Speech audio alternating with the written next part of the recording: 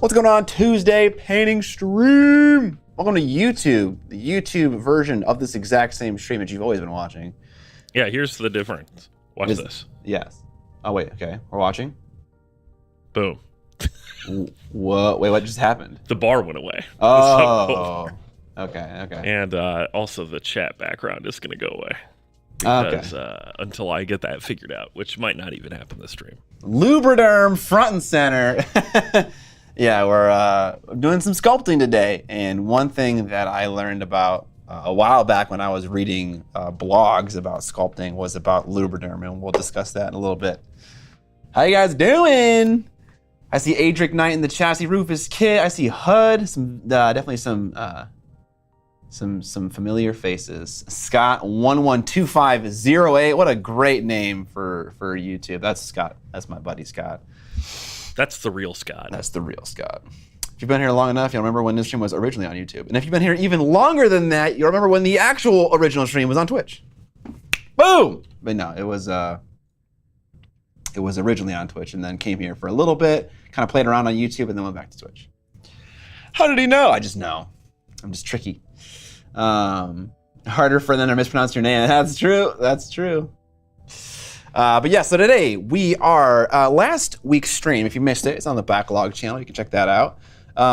But last week we were experimenting with some new schemes for my Dark Eldar, trying to re-envision like what I think of when I think of Desert Dark Eldar, or how Evan put it in the stream title, DUNE Eldar, which is like, yeah, sure. That's definitely what I'm going for. Kind of a militaristic, desert-esque Dune, Dune-looking Dark Eldar. And in this stream, what we're going to do is we're going to look at converting some kits to make for better Kabalite warriors. And so I have some kits with me today. I have the Kabalite Trueborn kit that came from Soul Shackle, the Kill Team box. And then I have the Eldar Corsairs from the Nakhmund Kill Team box. And we're just doing some conversions.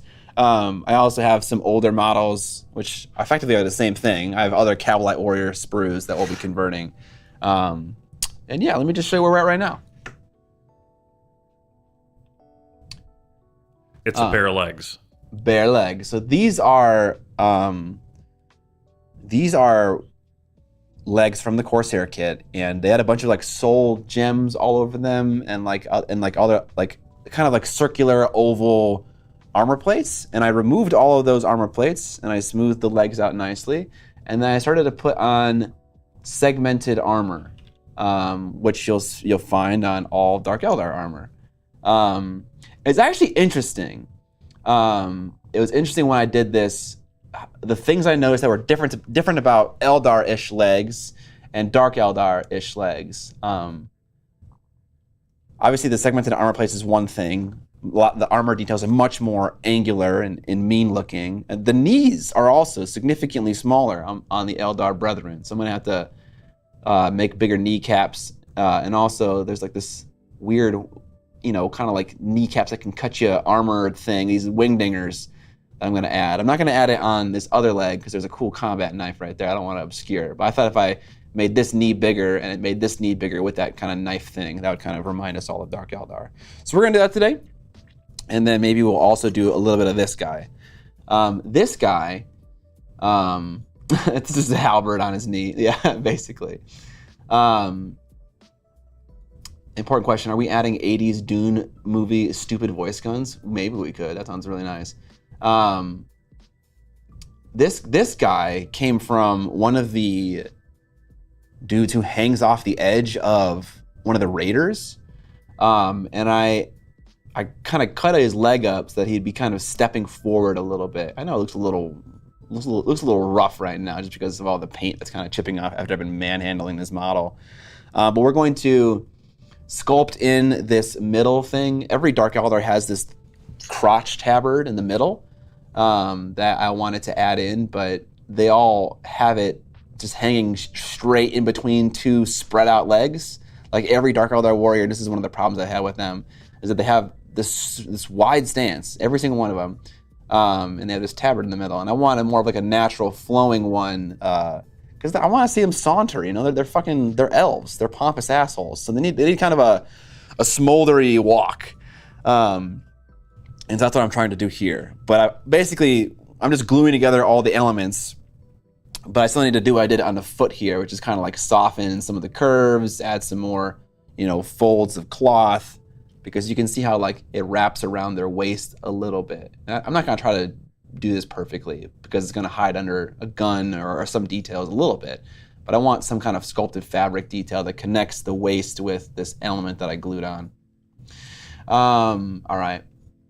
What up, Miscast Terrain? Is this for Kill Team? You know what? I don't know what this is for.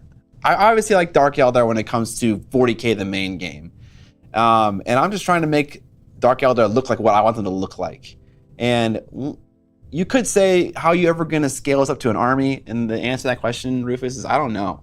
But I'm not thinking about that too much right now. I'm just trying to have fun and, do some fun conversions. And I don't necessarily know what it's for. Ideally, for a full army, is this reasonable amount of work to do for a full army? For a Cabalite warriors? Absolutely not. But I want to try it out. Oh, you saw Sisu? Nice. Did you like Sisu? You'll never not call me Miscast Terrain. Do you want me to call you Miscast? Jesus. Could be for anything. Yeah, it could be for anything, yeah. You said the wide stance, and now I can't get the jean shorts scene from Always Sunny out of my head. A potential name for the DE Warband, the Wingdingers? Absolutely, Scott. We'll call them Wingdingers. Also, I love how Scott is here. Wait, Scott, did you ever come to the Twitch stream? We're live at the same time every single day. All right, so what I've done before stream is mixed up a little bit of milliput and green stuff. And I put it on my thumb here, and you can see it in the painting cam. This is a really convenient spot for me to just scrape putty off of my thumbnail and put it right onto the model. So I kind of just put it right there. And now that's a trick I learned from a blogger whose name escapes me. He's a Canadian guy, and he loves his Tyranids, and a modern synthesist. So before he was on Instagram in a big way, I followed his blog, and he would put a little bit of milliput on his thumb right here. He also would do this. He'd also would put a little bit of moisturizer, just a neutral one, right in his hand, and he would use this when he was using his silicone shapers. These things, they're like they're little rubbery brush type implements. I did it. Nice, I see that. Okay, cool. How did you get it to stick to your thumb? I don't know, it just kind of sticks there. The green stuff definitely helps. Green stuff is a little bit stickier than milliput, but milliput also works. Scott's been my crutch in painting minis, and I've improved so much with my hobby using his advice and tools. So thanks, man. You're very welcome, Damien. Thanks for letting me know. Appreciate it.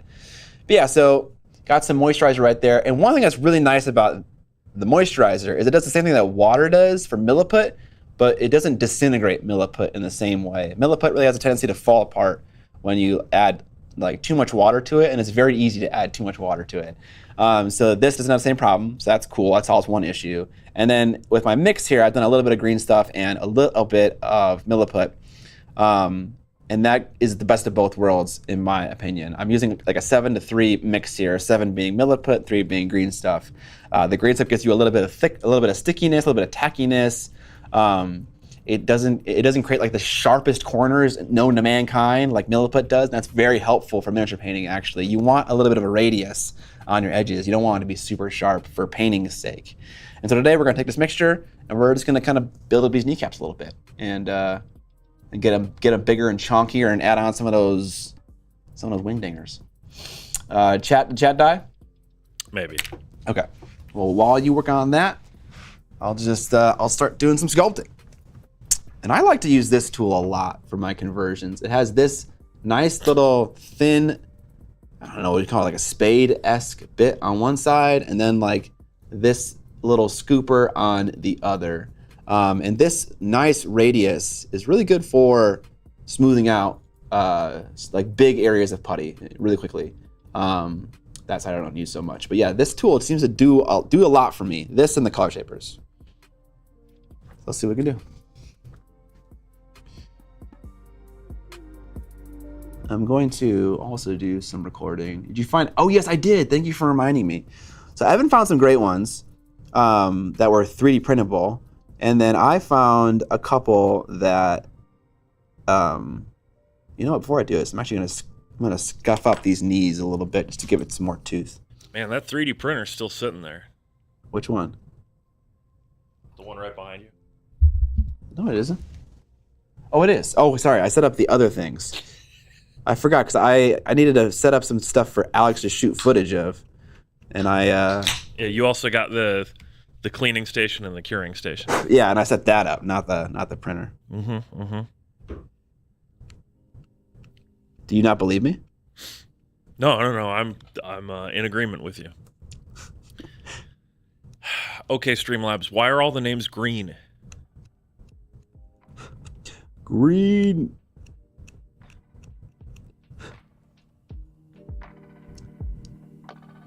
Poop on a butt. What a Blackmagic craft. You can take dabs with it too. In fairness, that's my favorite kind of poop. On a butt? It's much better than poop on my hands. Dude, yes. Or elsewhere. Poop on my carpet. It's funny how you can say something like, what did I read earlier today? It was like something about like reversing the order of I pooped a little and then farted, or I farted a little and then pooped. It's a very different situation, you know? One you're okay with, the other one you're very not okay with. What up, the Gin Reaper? Okay, right. Thank you, mycelium veins. So the heads that I'm happy with, and I was like, okay, I like this idea of doing like a certain style of head for the leader, the Sybarite of the unit, and a different style of head for the rest of the unit. And so I wasn't necessarily sure like what kind of head I would do for either one. But some options are, actually the Corsair heads are phenomenal. They all have this kind of like gas mask look on them that is really good. I found in looking at a bunch of like desert inspired helmets that they often use like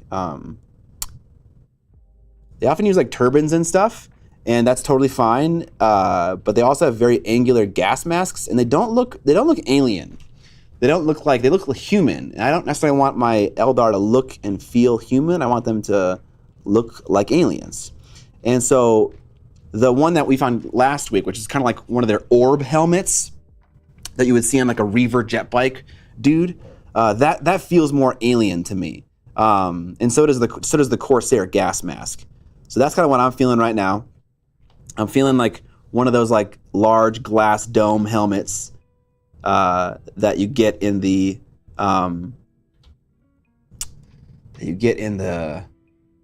Use your words. the witch box, and also that you get in the Reaver jet bikes box to get this like kind of this cool glass dome helmet. That's a cool one. And also the last one I found was in the Van Sar. What is this? Is this Necromunda? The Van Sar gang has really cool bug-like helmet. That'd be great for kind of like an alien-esque helmet. And then for those Sybarite, I wanted to do the typical Cabalite head, the big conical head, because it is classic looking. Which printer did I get? I got the new, I think it's ridiculous. I think it's 12K. That sounds ridiculous. It might be 8K, but the new, not the Mars one, the Saturn. Saturn, yeah. The newest Saturn. Their bread and butter mid-size printer. What's the wait, so is the Mars the entry-level one? The Mars is the smaller one, which was what I would call entry-level. Okay, and then what's the big daddy? The Jupiter. The Jupiter. Okay, cool. Yeah. Scott, that box is going to disappear if you're not careful. I need a bigger build plate so I can build my big robot. Who's going to steal it, Evan? Definitely not me. Definitely not you. No. I would never dream of it. Constantly.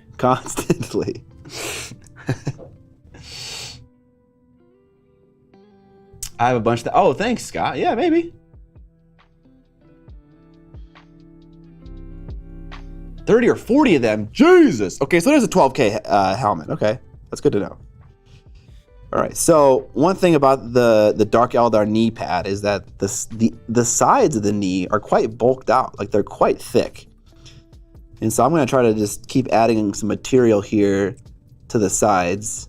Not worrying too much about the exact shape yet, but just in hopes that when I start doing some smoothing, the increased material on the sides will then become a thicker knee. I also did the same thing by adding a little bit more green stuff to the top of the knee, because if we compare a Dark Eldar knee and like the one that I am working with here, the knee is almost flush with that segmented armor, and the kneecap kind of comes over that segmentation as one final layer. And so I want to make sure that I do that on this armor as well.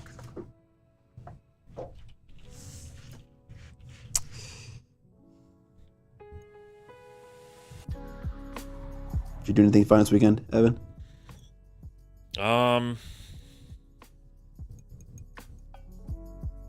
No. Okay. I mean, if it's not jumping to mind, right? Yeah, probably not. I did print a big robot. Oh, okay. And I put it together yesterday, and then I was like, it's too small. It's not like egregiously too small, but it was too small. And so a guy happened to walk by, and he was like, wow, is that a robot from Titanfall? I was like, yeah. And he's like, my kid loves Titanfall. And I was like, you want it? $10. So there you go. A guy happened to be walking by. Yeah, he was there to play Necromunda with a friend before, like he probably showed up at the store at like 4:30, 5 o'clock. Okay. He was like, man, my kid really loves Titanfall. And I'm like, well, I really don't need the model because it's the wrong size. Okay, I thought that you were printing a model in your basement. Some guy just walked by. Yeah, you know how it is. Yeah. You're just chilling in your basement. Someone wanders into your house to steal your TV. And it's like, wow, is that Titanfall? Yeah, exactly. No. I was assembling it yesterday at the store because I wanted to check its scale. Like, I was pretty sure it was too small, but until you're actually, like, holding it next to a couple minis. And yeah, it was...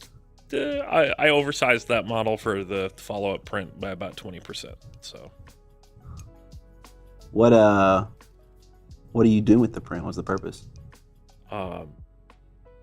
Because nobody makes what I want in a regular retail product, so I'm just printing it myself.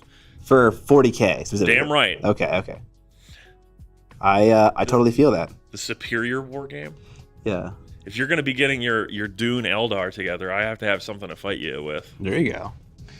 And that's basically why I'm doing what I'm doing. It's just because I want to make something for 40K that I really like and that I feel like kind of belongs to me creatively.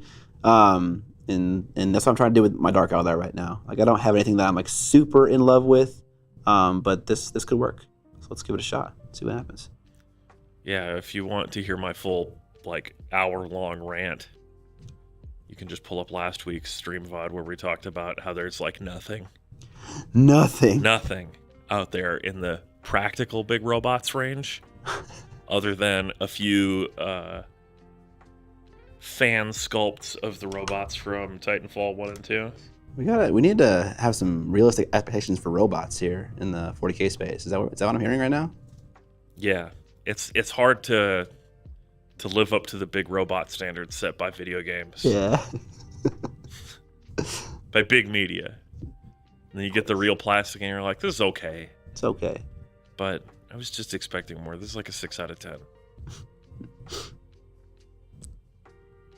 It's magical how well these color shapers work. Like, you just get like, look at that. I didn't do jack shit. I mean, I did a little bit. I just add a little bit of this moisturizer and you can just smooth it out like so well. And like, maybe it's not gonna be perfect. Like, I'm definitely gonna have to come back and do a little bit of sanding, a little bit of scraping. I've done that for every single layer though, and like, it's working out great. Gotta add some spikes and whatnot to the calves. Just because like all Dark Eldar have like spikes of some kind on their calves. But this is working great. And it's not hard. It just takes patience.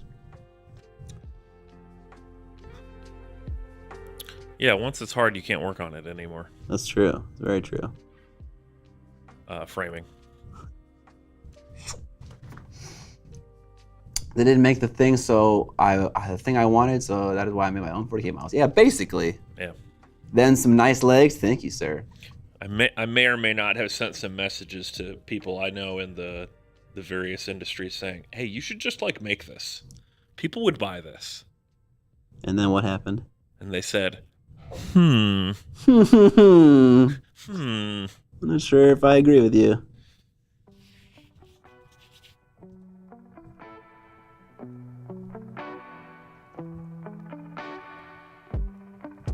Alright, I'm probably not going to add the giant knife knee thing right now, just because it's good to go in layers. Like with these segmentations, I did one at a time, just to kind of really make each one nice. I sharpened each one like independently, and I'll probably do the same thing here, just because it's 2-part epoxy putty, and like I just know from experience that like when I'm working on this stuff, it like has a tendency to, I mean, I'm gonna touch some other part that I'd already finished and finalized, and so I want to avoid doing that. And so working in multiple passes is just a really easy way to do that.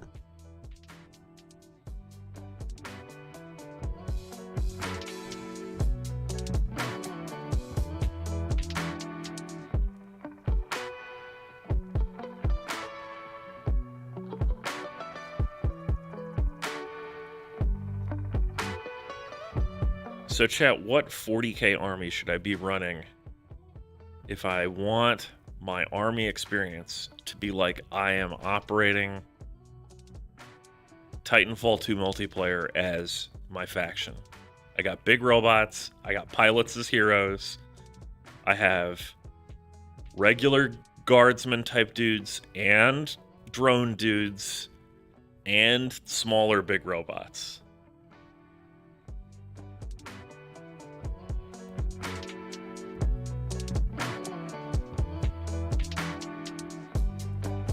Chaos Knights. Damn, look at that.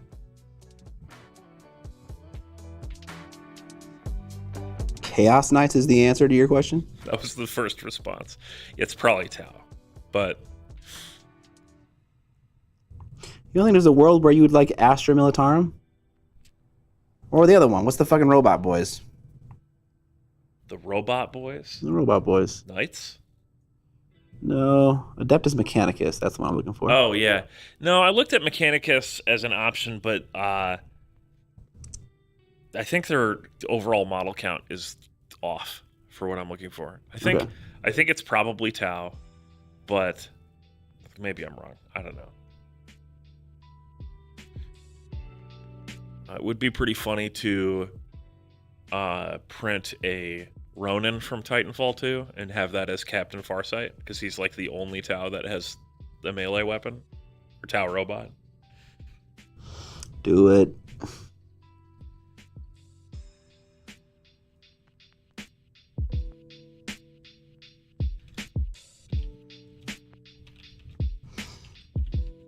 Okay, I'm probably nursing this way too much. When I talked to Valbjorn about this, and I was kind of like asking him, like, how much, what should I use? What kind of mixture should I use? And he was like, don't fret too much about getting the final shape, because you're going to always mess up. He's like, worry more about just getting everything kind of right. And then from there, you can soften things, you can scrape things, you can sand things, and it'll all look fine. And so right now, I just need to get the shape right. And the one thing I'm not getting right is the point of the knee is not bending with the shape, right? So this point kind of it doesn't jut out very far from the rest of the segmentation. It's pretty close. And at the moment, maybe I put too much green stuff on there, because it is quite a thick segment. Thick.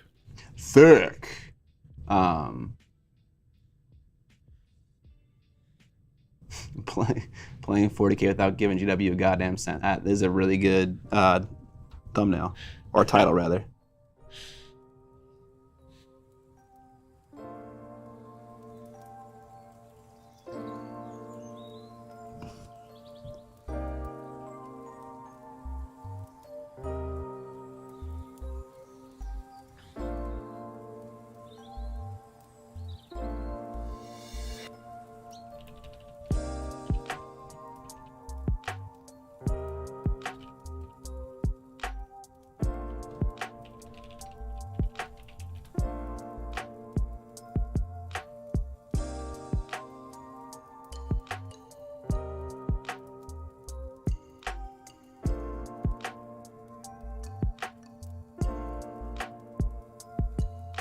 Yeah, Damien, the community's been very aggressively making fan works of the new 40K sculpts.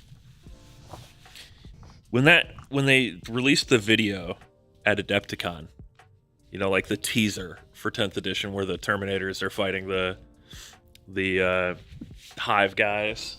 The Hive boys. Before they ever previewed a single model, there were already the new Terminator sculpts up on various websites. Damn. Where people were like, yep, these are the proportions. This is what we saw in the video. Here you go. Like within a week. It was like nuts. Do not eat at Hive guys.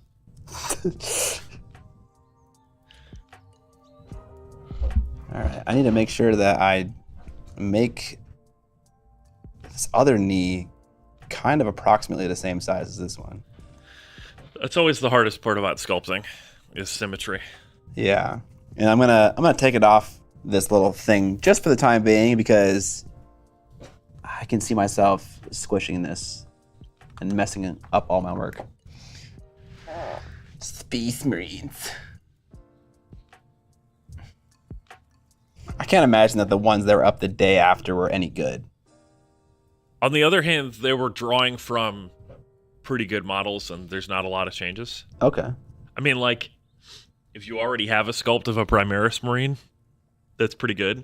Right, I suppose so. Like, the idea isn't super crazy. It's just they are... Yeah, it's just like, oh, I need to do shoulders like this, and the arms get bigger, and he's got a new collar thing, and we're done. Yeah. Got it. Basically.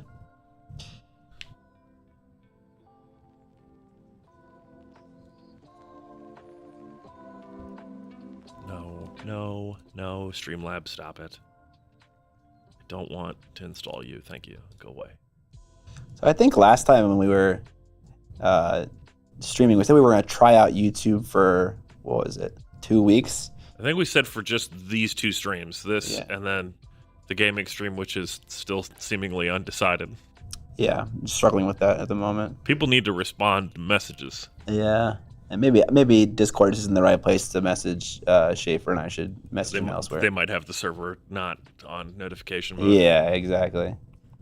But maybe we should just do the whole month of, or at least a month's worth of streaming, just because, it's hard to really detect any kind of difference over such a short span of time.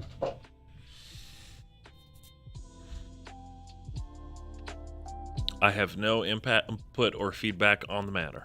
Okay. I am fine with whatever. All right.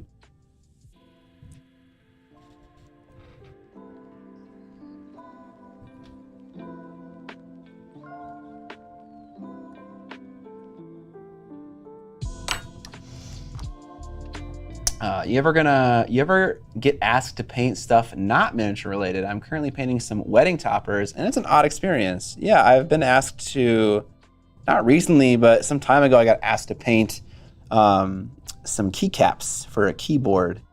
Really? Yeah, and I you know what? I love keyboards, so it was a good combination of my interests. And also, let me tell you, and I said this too in the past, those guys and gals care a lot about their keycaps, and they will pay a premium for very poorly painted keycaps.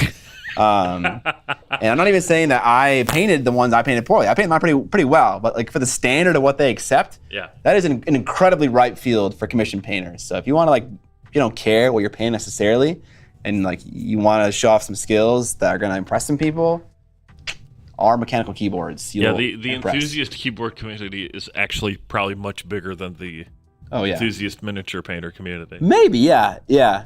Or for, like, at least people willing to pay for commissions, yeah. It's just, there's a lot of gamers, and they all want to show off their sick clicky-clacky keyboards. Yeah. You know what's weird? I bet people who build computers and people who hobby spend like the exact same amount of money on the hobby, but the thing with gamers, or PC gamers specifically, is they enjoy themselves much more. That too. No, But they also just pay for all their stuff up front. But what it makes it feel like is the hobby is more expensive, whereas in our case, it's more of like a slow grow thing. And so it feels like you're spending less money because each individual product is less expensive. I guess it depends how many video games you're buying, right? If you're buying like every new AAA title, then it's probably pretty expensive. But I would say they're really comparable. I would say even maybe the hobby is on average more expensive than PC gaming. But certainly. I could be wrong though. I mean, deal hounding is a lot harder in the wargaming space, I feel like, because you actually have to buy from someone, right? Yeah. You're waiting for someone to offload their extra Stormcast or whatever. Whereas with deal hounding for gaming is just, I'm not going to play it when it comes out. I'm going to wait 6 months and buy it when it's on sale. Mm-hmm. And the sale discounts that something like Steam runs are way, way steeper than any physical retailer is going to do, other than when they're like going out of business or something's been on the shelf for, 5+ years. Right. This is a dead game. Here's our Guild Ball we're blowing out for $4 a box or whatever. Yeah, there's that, and there's also, Howdy.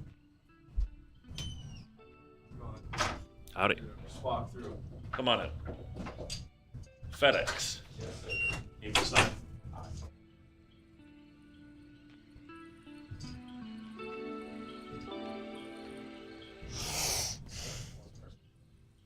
Scott. Gotcha.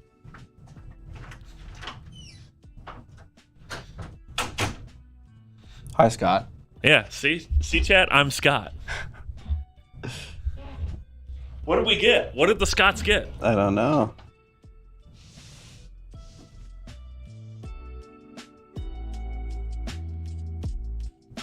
Scott, this doesn't have a return address on it. No? It's a bomb! Ah!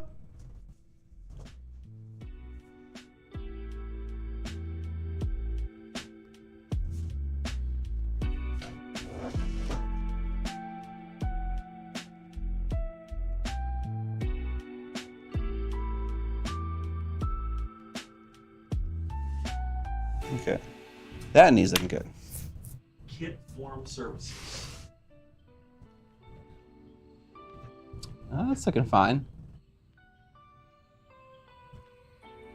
There is some of the knee pads showing, which I can deal with. All right, what do we? This is a large box. It is a big box. Documents enclosed. Let's see what it is, and if we can show stream. It's got a little FedEx delivery.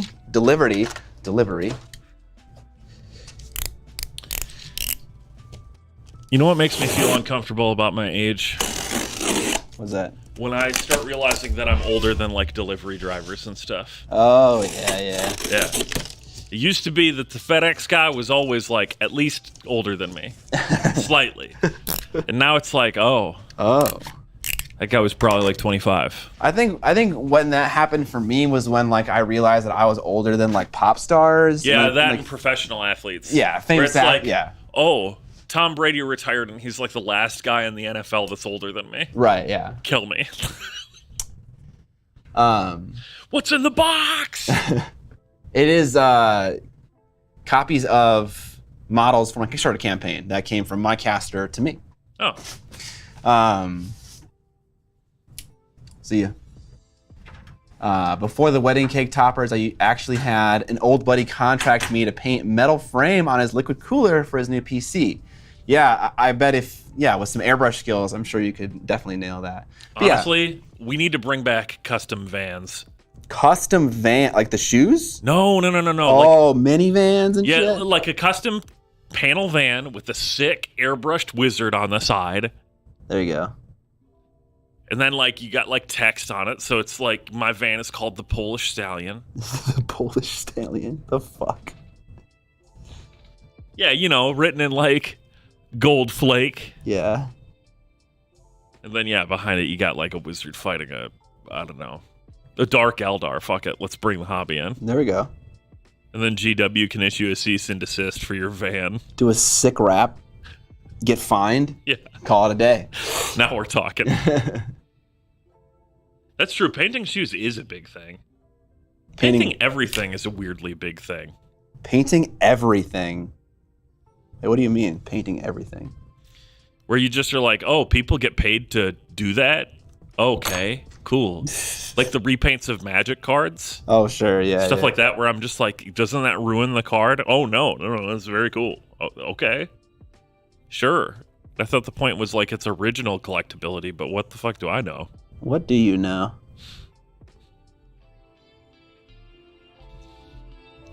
I know enough to know that I know very little. Oh my gosh. Preach. This is why I don't know how people can be just confident about so many things that they talk about.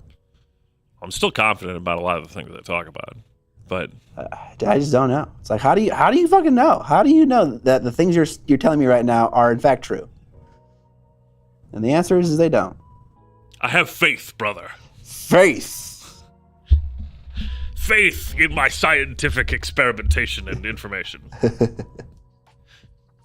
Also being old, yeah. How long should it take for green stuff to harden? It depends what you want to do with it. If you want to sculpt on top of it, you can wait. You don't have to wait as long. But if you want to scrape and sand it, you have to wait longer. I would say for sculpting on top of it, it also depends on the amount, right? Honestly, it even depends on who makes it. Really? My Army Painter green stuff is different than the green stuff that I've gotten from Green Stuff World, which is different from the green stuff that I've gotten from other suppliers. It's not like hugely different, but they're clearly not exactly the same epoxy-wise. Or maybe it's just how long they've sat in a warehouse or whatever. Yeah. That's interesting, because I tend to think that they're all, at least they all look the same. Like, okay, I don't know if anyone knows this. Well, first of all, if you have more green stuff, there's more of a reaction and it cures faster. Yes. It's an exothermic reaction. You can't really feel it because it's such a small quantity, but the more of it you have, the more heat it generates, the faster it cures. If you apply heat to it, it cures faster. You put it in the freezer, it cures slower. So it's exothermic, and that can either increase or decrease how fast it kicks off. So if you're sculpting a tiny little thing, it's going to go faster. Sculpting a big thing, it's going to go longer. But regarding green stuff and like where it comes from, every single one that I've ever got has a wider yellow band than a blue band. And I've heard that this is because the original purpose for green stuff was plumbing and like that kind of, and like clogging pipes and stuff like that, and like kind of fixing leaks and stuff. And that there's supposed to be more yellow stuff, because the more yellow stuff there is, the rubberier it becomes, which is better suited for that task. And also, furthermore, you never get a case. Whenever you get green stuff, you never get a fucking case. When you buy a Pox Sculpt, it comes in 2 different pucks. You can close them. It isn't airtight, but it's better than this. Every green stuff I've ever gotten has dried out before I've ever actually used the entire thing. 100%. So why the fuck do we not have a green stuff? I don't care yet. Like, this is so easy to fix. Same amount of blue stuff and green stuff. Put them in different containers. It has a lid that I can close and open whenever I want. Why has no one done that yet? You know what I would like to experiment with sometime? What's that? Is just messing with the ratios between the blue stuff and the green side. That definitely, people do that very often. Yeah, but like actually building up a table of like, this is how it performs. This is what it's like. Because it seems like, for instance, the yellow side is also the side that controls how sticky it is. You know, because green stuff is very sticky for the first like 5 minutes. And then it quickly starts to taper off and lose its tack. And then, like, once it's, like, 15, 20 minutes old, it barely sticks at all. Yeah. I wonder if adding more yellow makes it stickier longer. I don't know. It might. I think the blue stuff makes it more carvable, makes it harder. Yeah. So that would track in my head if that were the case. There's also the other aspect of this, which is it's all bullshit all the way down. And green stuff is a urban legend. No, the thing that bothers me most is that they lay down both stripes touching each other. And so whenever I am using green stuff, you have to be careful. There's hardened chunks in the middle of it where the two meet. Yes. Because the interaction has happened and it's had time to cure. And so there you go. You're like, oh, this is what it is. So you're mixing it, and you'll come across little chunks, and you go, what the hell's happening? And it's because you didn't pluck out every last little bit from where they were touching. Yes. This happens too, and so this is why they should just be in their own containers. 100%. I don't understand why this hasn't happened yet. And the only reason I can think of is because like everyone every person who sells green stuff gets it from the same Chinese manufacturer, the same 3. I'm sure that there's probably like 2 or 3 places that Right. make the stuff. And they all make it for plumbers because this is what they need. This is how it works. Yeah, and the cheapest thing is to just lay it down in like 2 taffy stripes. Exactly. On top of a plastic thing, and then it's sliced to length for packaging. Yeah. So that's my only guess. And if anyone's out there who's got a company, you want to make a really easy, simple fix to green stuff, and like claim some product in the market space. This is super easy. I don't know how. Marketed as like artisan green stuff. Sure, yeah, there you go. Premium. Super easy to fix. Yeah, Epoxy Sculpt comes in 2 separate containers. Milliput comes in 2 separate like bags. Yep. Inside the box or whatever. Yep. All that stuff. But most 2-part sculpting things, other than green stuff, come in at least separate pieces of plastic. Come on now. Come on, Army Painter. Hobby products, companies. Someone, save us. This is easy.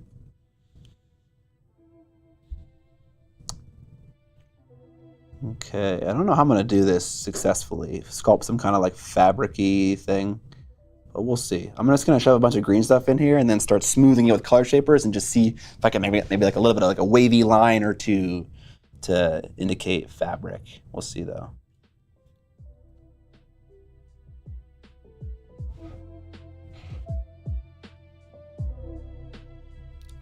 My green stuff in a tube, so I put a ball of tinfoil in to separate them. Okay. What? How does a ball of tinfoil separate them? I think maybe it just means like a tinfoil strip. I don't know. That's the real conspiracy, Green Mountain Models. Maybe it sells more green stuff. That's right. That's how they get you. Rufus Kid is using the formal name of the product, which is called Neatite. And he's telling me that it does come in separate tubes if you want it. That's cool. Do the tubes close, Rufus Kit, or did they does it not close? Miniac stuff, there it is, yeah. Yeah, let's run another Kickstarter campaign. Miniac stuff is something different.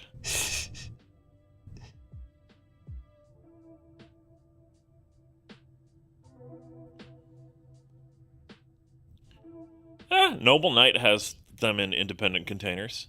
Good. And are they resealable? Looks like it. Okay, good. Yeah, I didn't know if it was like a plastic wrap thing like you see for most stuff. It's kind of weird. They look like vials almost, with like rubber plugs on the top. Scott's Sticky Icky. Yikes. And it's green too? Come on. Come on now. It's legal now. Yes, Amostine. We are streaming on YouTube today and for the next stream and maybe more after that.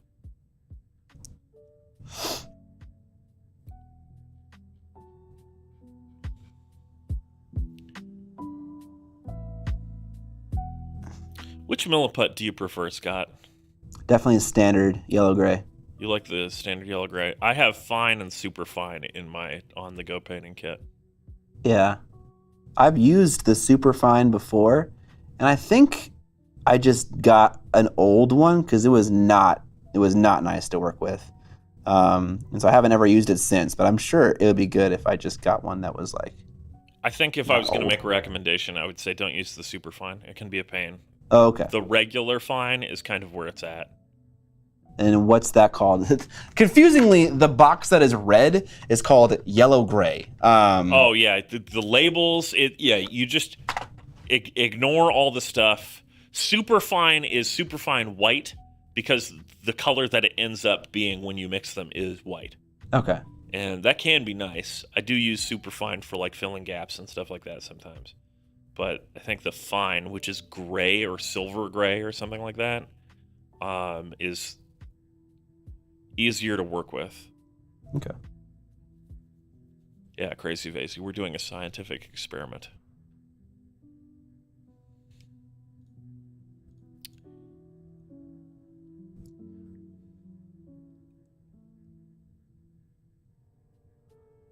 We don't have channel memberships turned on, but if you want to support the stream, you can send a super chat, or you can donate, or buy a shirt. Will the shirt show up? Yeah, it should still. All that should still work. I think. Damien Subtle says orders Miniac stuff, gets Miniac body pillow with a get wrecked note love. Or a love note, maybe. Oh, wait. We don't have Nightbot in here. Hang on. Be real with me. Should I switch over my Twitch sub? I mean, it's entirely up to you. Like, we're going to be here for a month. We're trying it out for a tech-related reason. If you want to show support here as like your way of like voting that you prefer the stream here, like honestly, just showing up is enough of an indication that is your vote. But supporting also helps as well. But up to you.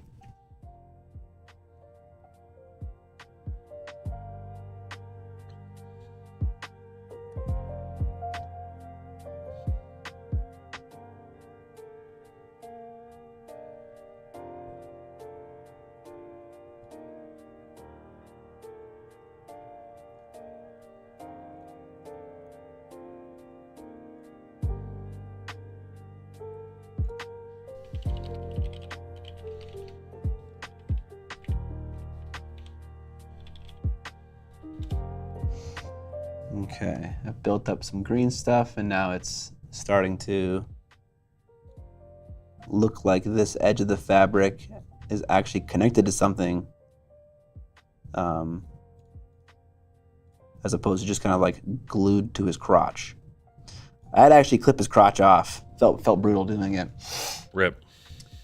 I will follow you wherever, my friend. Appreciate it. Miniac merch, why am I broke? I need to get paid already. Yes. So why do you switch to the YouTube? Both platforms have pros and cons. We're testing out just to see if it'll get more views. Like if people are more interested in tuning into a stream, because it makes sense, right? If I'm a YouTuber, then it makes sense why my audience would be largely on YouTube and wanting to hang out and watch my content there. And so we're just seeing if that is true at all. But aside from that, there are lots of reasons why one might stream on YouTube over Twitch and vice versa. And so we're seeing a lot of things, like is it a pain in the butt? Is it better for performance? Etc., etc. Do you guys like it more?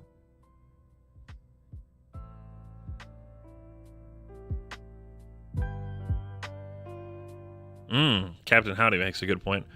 I prefer YouTube because my job's internet blocks Twitch. Here you go. Because Twitch is a degenerate website for degenerate gamers. Agreed.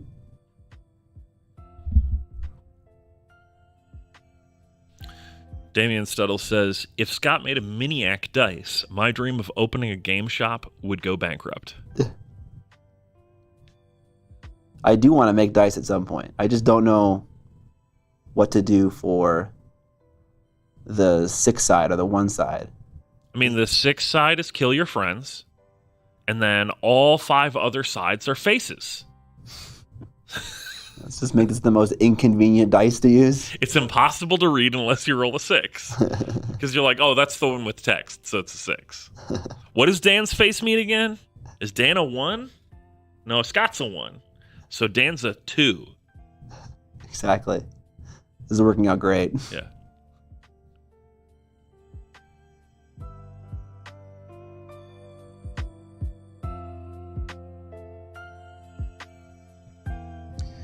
Okay. And now that's kind of like nice and smooth, or at least a little bit smoother. Let's also, instead of using that tool.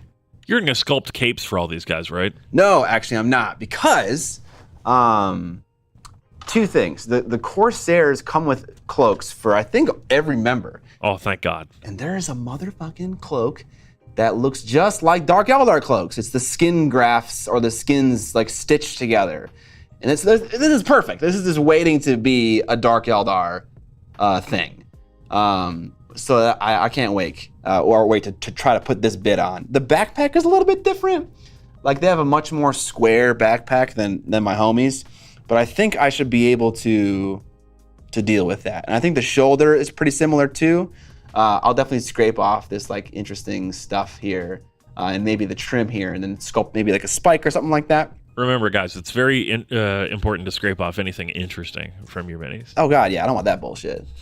Who the hell wants that on their model? But yeah, you got your spikes. You got that little relief cut in the edge is already there. You know, you got both of those things. And the shoulder droops more than the Dark Eldar one. The Dark Eldar ones kind of point straight out. Maybe that could be good. That's probably fine, if I'm being honest. I could just sculpt on top of it to make it just parallel and leave what's below. But I don't know. But yeah, so I'm very excited for these capes. And there's also like crocodile skin-esque capes, which that also seems like that would work for a desert motif, like kind of reptilian and whatnot. So I got some good options in this box, and I'm excited for it.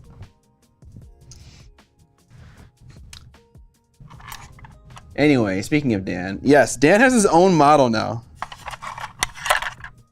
He got the guys over at Dark Sword. I don't know if he did it. I think Dark Sword just did it out of the goodness of their heart. Yeah, I'm pretty sure Jim was just kind of like, yeah, let's just do this. Yeah. Dan's such a fixture. He is. And we're gonna make a wizard anyway, so it might as well look like Dan. There's a number of models in the Dark Sword range and in the Song of Ice and Fire range that are based off of just people. Based off of Dan Mawson. Yeah, they're all based off of Dan. Yeah. Someone said that I'm overthinking it and that all I need for the 6th side of my die is a large M, which that definitely could work. Yeah.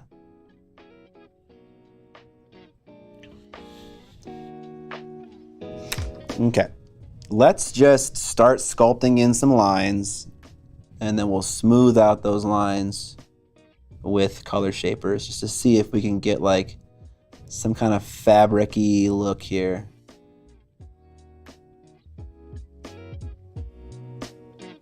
The kitten just picked up a Duchess. Hey. It says poop.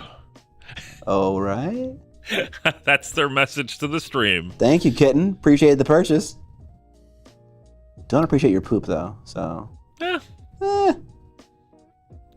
know, talking about places where I don't mind poop, I don't mind it on someone else's purchase. As long as I don't get a Duchess with poop on it. All good. Yeah. I have to paint my Duchess soon. Yeah? I'm supposed to be done with that by the end of the year, so. Why by the end of the year? Because that was the challenge when we were given them for Christmas last year. Oh, okay. I have to remind Michael about that now.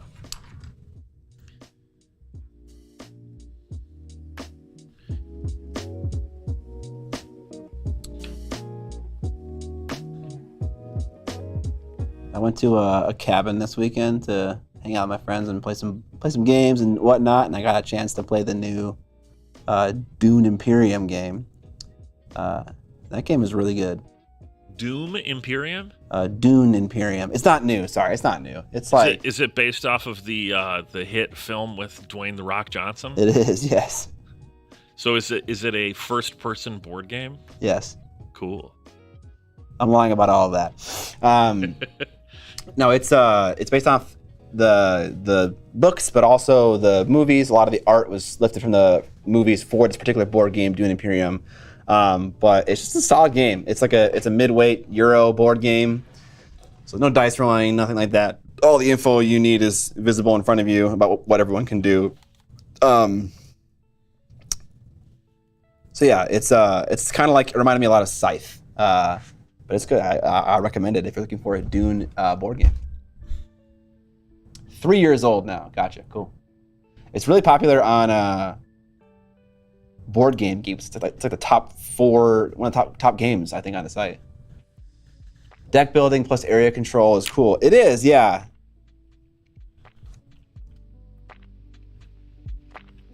I guess I didn't realize how much of a deck builder that game is. Like, even just in reading the rules, it isn't obvious. And you're not building a deck before the game starts. You do it while the game is progressing. And it's not like you're drafting either. It's like there's something else going on. You're acquiring cards round after round, and that builds your deck out. But you don't realize how important it is until it's like you're not getting cards routinely that you need.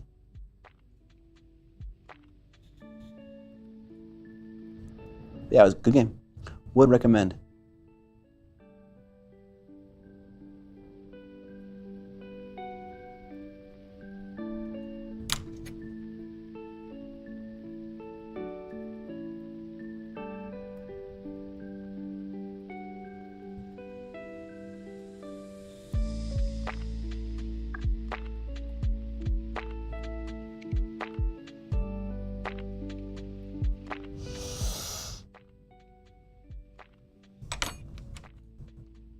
I've run out of moisturizer.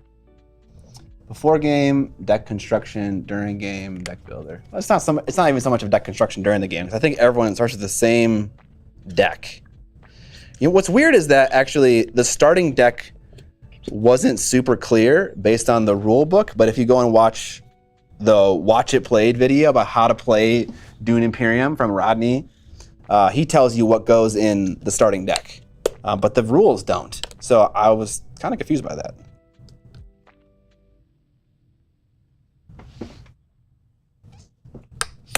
I also watched some movies. I watched Rec 2, the sequel to the popular hit Rec. Oh, not Shrek. No, Rec. not. Yeah. But yeah, I don't know. I wasn't super crazy about Rec 2. And maybe I wouldn't be super crazy about Rec 1 either if I watched it nowadays. The first one was really solid, but this one, not so much. Are you gonna go see Megalodon 2 in theaters? Megalodon 2. Probably not. What's Megalodon 2? It looks like the trashiest, schlockiest piece of garbage that I kind of want to go see. It's got Jason Statham fighting against giant super sharks. Okay. Including riding around on a jet ski with a sword. Okay. This is sounding kind of pog. But it's just like a cheap summer horror movie. You know what would be cooler than Jaws? If instead of a 40-foot shark, it was a 4,000-foot shark. Easy. Just do the same thing we've been doing, but do it bigger.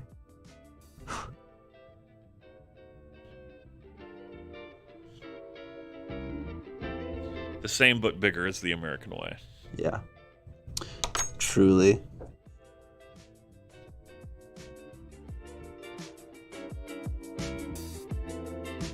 Okay. I'm just trying to make sure that I'm maintaining nice recesses in between like the fabric of this, I don't know what you want to call this thing, crotch cape, and also the armor paneling. Just want to make sure that it is sticking around and looking good.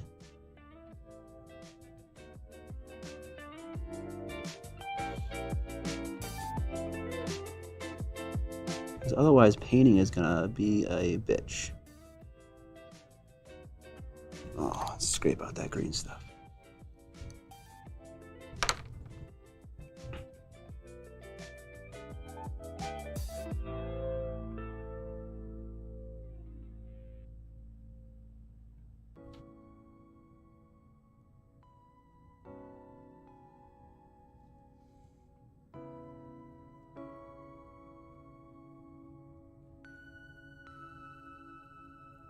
I always kind of surprise myself at how fast this sculpting process can go. You really can do quite a bit. He says like an hour into the stream. I'm just saying, like, I feel like I'm already done, and I'm kind of like I'm converting 2 guys. I'm gonna paint 3 guys total for the video. 2 of them are gonna be like heavily converted, and one's just gonna be like a normal guy, just so I can have a little bit of a comparison between the 2. He's the guy that just landed on the planet and hasn't adapted. Exactly, yeah. He got sent here. He's like, man, this place sucks, dude. My husband had to watch Cocaine Shark, and it was bad even for that genre. It was. Wait, oh, so there's a cocaine shark now as opposed to a cocaine bear? You know, they just did a video on Red Letter Media like yesterday about this. They call it watch bait. Watch bait. It's, you know, all of these super cheap ass movies that use terms that are, you know, like a famous movie used. So you're like surfing around on Hulu or Tubi or whatever, and it's like, oh yeah, I think I remember this movie. There's like a 250 million things with Amityville in the title. Because it's a place, so it can't be copyrighted.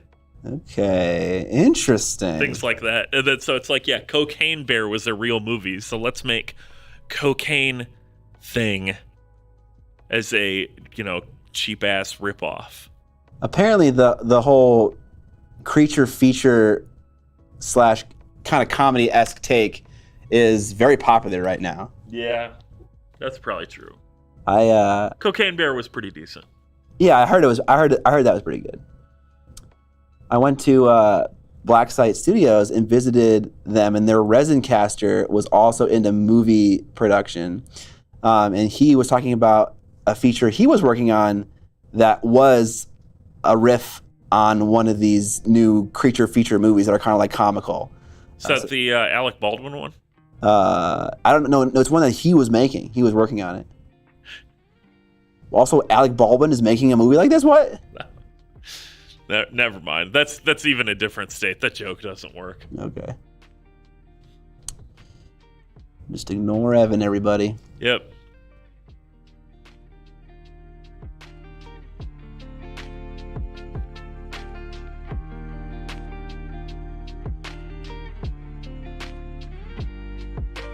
Oh, this is fun. In your weekly insurance news, everyone, AAA is pulling out of Florida. Just entirely? They are, a week and a half ago, Farmers announced that they were non-renewing all policies in Florida. And it looks like AAA is doing the same thing for their insurance business. What's the deal with Florida? What is the deal with Florida? Runaway unmitigated risk from hurricanes and other issues. That's unfortunate for Florida. Uncapped litigation costs. No state regulation that's effective. Yeah, pretty much. You know what? Actually, Captain Howdy said it better than me. Hurricanes, old people, and meth heads. Yeah, that's the deal with Florida. Okay. Sucks to suck, Florida. And again, I don't really care for insurance anyways. Although it's necessary. Yeah, the recently passed caps, Rufus, have yet to have a discernible impact from what I've seen.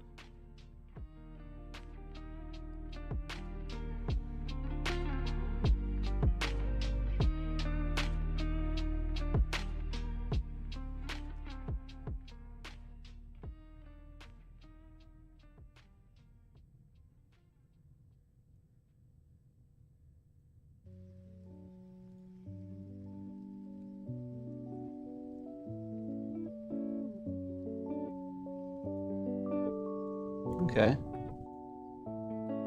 I don't know. Looks kind of all right. It's always hard to tell how smooth and plastic-like and intentional your green stuff sculpting is until you've primed it and realize that it looks like trash. So we'll have to see what this looks like when we're, when it's all said and done. That looks okay. Doesn't look too bad. I like how also it has a little bit of motion too. It's kind of moving that way as opposed to just being straight down the middle or like straight left, up and down, perpendicular with the horizon. Okay. What should I do now? I kind of want to start to mess with the torso that's going to go on this dude. Because I know, I haven't even looked at it really yet, but I know there's going to be some problems probably with it. So let's do that.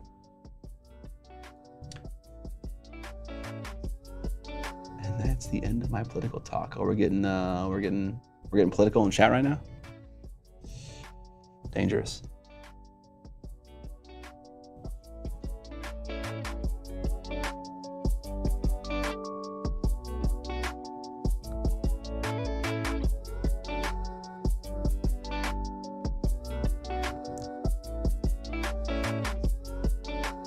All right, put it down. Who cares? Okay, let's figure out from the instructions which dude I'm working on, and then we'll grab his torso. Kill Team Nachmund. All right, this homie is the one. C49 and C50. I wonder if all of the backpacks will just work. Or maybe they won't. Let's find out, though. C49 and 50. Okay, put a timer on. How long is it going to take me to find the right bit? You would think it wouldn't take that long, but you'd be wrong. Oh, no. Okay, I found one. 50. 50. Is the one I need. Oh, and the other one I need is right next to it? Okay. Good job, Games Workshop. Oh, this one's got a bunch of feathers on it, though. I don't like that. You don't like feathers in Dune land? No, I don't. What about ostrich feathers?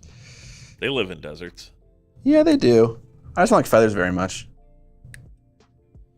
You heard it here first, chat. Scott's racist against birds. I'm a feather hater. Oh, also, this shoulder has a spike on it already. Nice. And they also have like a waist wrap thing, so that's kind of handy. But there's a lot of gobbledygook on the torso. And let's take a look at a normal torso. A lot of it's obscured. Oh, and oh yeah, every single dude has like this chest thing where like the combat drugs pump into his titties. So maybe I could like use this gem as that kind of thing to like run up his shoulders. That's a very common design detail in Dark Eldar Warriors. I probably will remove this gem. I'd like to remove the detailing on the armor plate, but it's particularly hard because there is a large strap in the way. And I could remove it, but that would be so difficult, but also interesting. Is that stupid? Maybe that's stupid.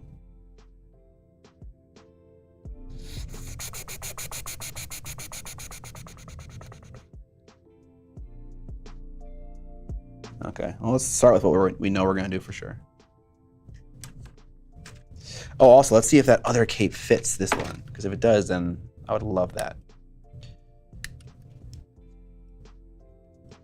I'm sure it does. All right, let's see. Okay, it's not perfect because the shoulders don't go together nicely because the one receiving end is expecting one peg, and that one apparently has several. The kitten is buying more stuff. Heyo! Bought a Kill Your Friends t-shirt XL, and then it's gone. The message said, it's my birthday, and then I didn't see the rest of it. So happy birthday. Tit gem drugs. Yes, titty drugs are crucial. We've heard him hate on dinosaurs, and the birds were inevitable. Yes.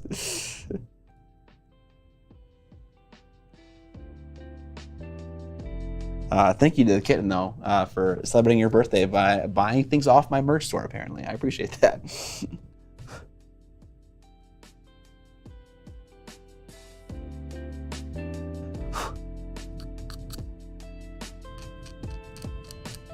This is a method of celebrating a birthday that I endorse wholeheartedly. Yeah, of course. I agree as well. Just hanging out. Hanging out. Just buying things for yourself that you've always wanted, but no one gets for you on your birthday. I get that. I feel but that. Only from the Miniac store. Don't buy anything anywhere. Yeah. Okay, does this guy, is he gonna need some like tabbardy thing hanging down the middle of his waist? Probably. Okay, so considering that, I think I'm gonna get rid of this thing. Oh boy, the Diablo 4 patch notes are up. Oh boy. Oh boy, everyone's mad about them. Oh boy, I wonder what Ganon's up to. Ganon? Yeah. Ganon is in Diablo? You've seen the CDI Zelda memes and stuff, right? CDI Zelda memes. Nope. I have not. Chat, I think it's there deep in his internet brain. Let's see if he remembers when I show him a picture. Deep in my internet brain. The internet brain.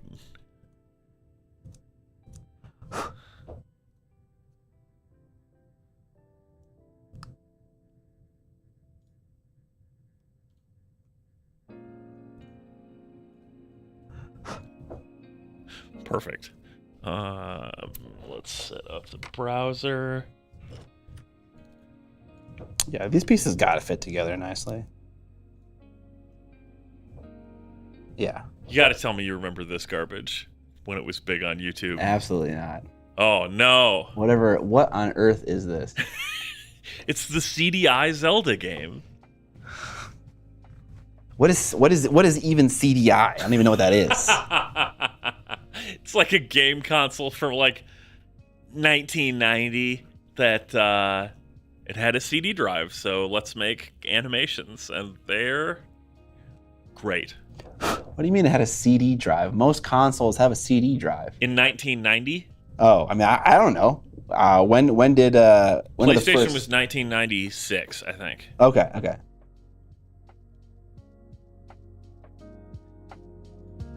Chad, am I just too old? The CDI didn't sell like any units, but Chat, tell Evan he's too old.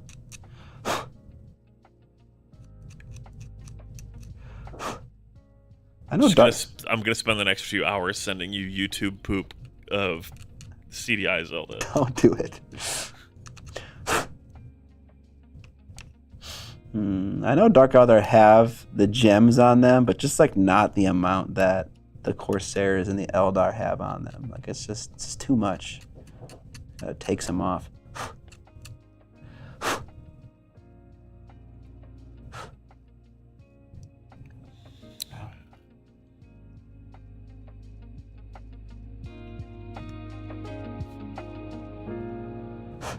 What's the deliberation? You're not too old. Scott's just a man-child. Coronary Jump, that's not the CDI Zelda, though. That's the Zelda 90s cartoon that they made one season of as part of the Mario Brothers Super Show.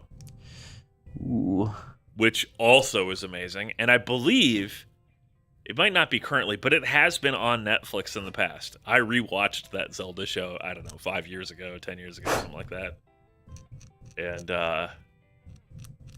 yeah, it's amazing. Truly.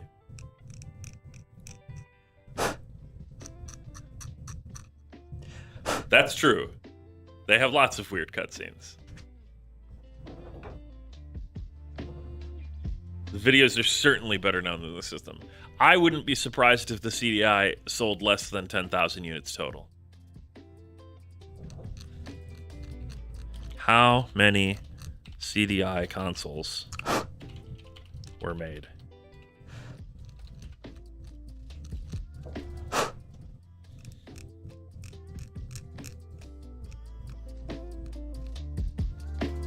Thanks, Wikipedia, for not answering my question. Yeah, there were 200 games. God damn. Okay.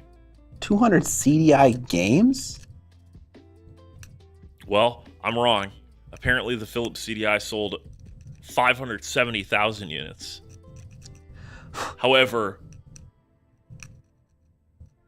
the word only is put in front of that, and I'm like, that's a lot. It's a good question. What sold less, the CDI or Sega CD? Over a dozen CDI-capable consoles were made. Jesus. That's a lot. Well, so the Philips CDI, I believe, was like a thing that they licensed for different markets. I don't know.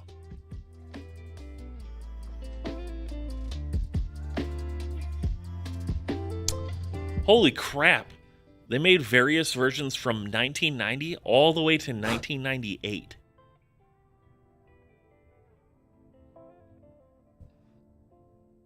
Yeah, they definitely, they licensed it out, because like Sony made one. Philips made them. Yeah, okay, cool. Neat. Neato. Wow. Wow. I grinded off that like extra flourish detail on the holster there and the couple of the gems. I just feel like you can still see the ribbing there a little bit. I'm gonna have to come back and sand that a bit more. You can see it in the glossiness of the plastic paint or the plastic glue. But I'll come back with a little bit of a spongy sanding file, and I'll try to get rid of that. For some reason, all of the names in chat changed to blue. Nice. Why? I don't know. You may never know. We just did. All right. I'm gonna clip off this little sash thing on the side here. And it's gone. And then I will try to blend it into the surrounding sash with some green stuff at some point. I like to do the majority of like the removal of the material like ahead of time.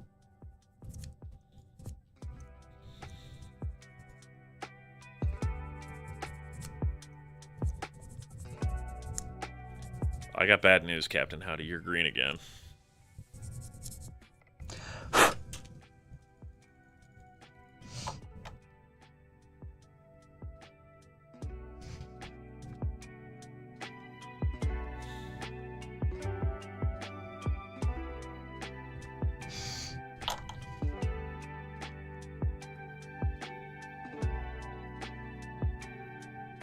Okay.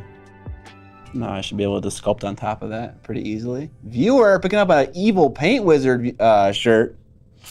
If you guys want to pick up some stuff from the merch site and have the message appear on stream, there's a little area right at the end of the checkout where you can put in your YouTube account name, and also you can put in like a little message for us to read right at the end. The one issue with putting like moisturizer here is that over time you will forget about it. I guarantee it. And then you may do something like running your hand through your hair and then get moisturizer all in your hair. Definitely didn't do that like over the weekend.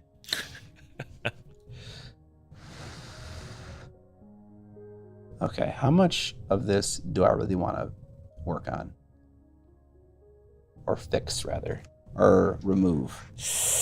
Oh, it's gonna be so much to get rid of. Okay, let's start with the shoulder. I don't necessarily care for this flaring detail. So just cut it off. Cut it off. I do like the spike, but they're getting in the way a little bit, so we'll get rid of that.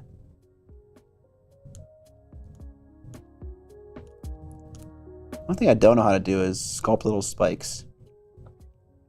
I'm not sure the best way to do that.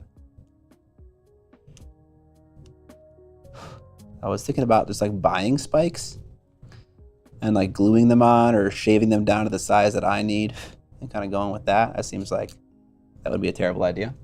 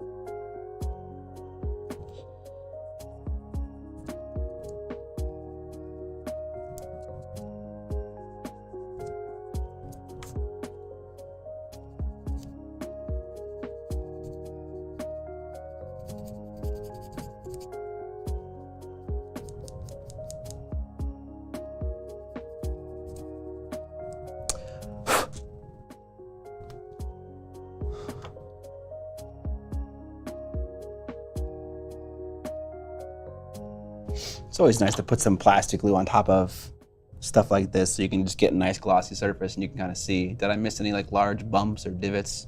Looks pretty okay so far.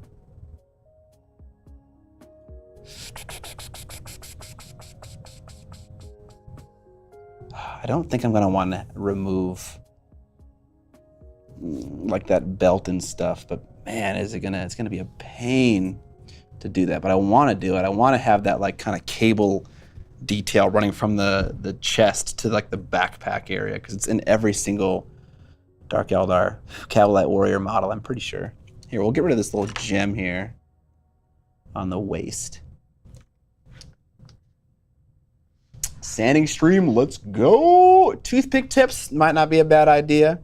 Just kind of clip the tip off and kind of go with that. I have some other ones.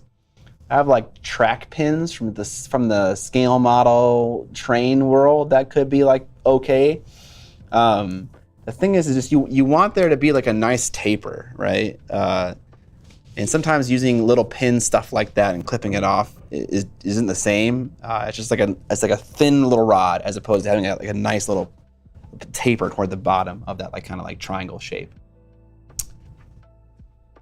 Dollhouse wrought iron fence could be good too. Well, I was talking to Valbjorn about this, and he recommended just sculpting them, which you could do.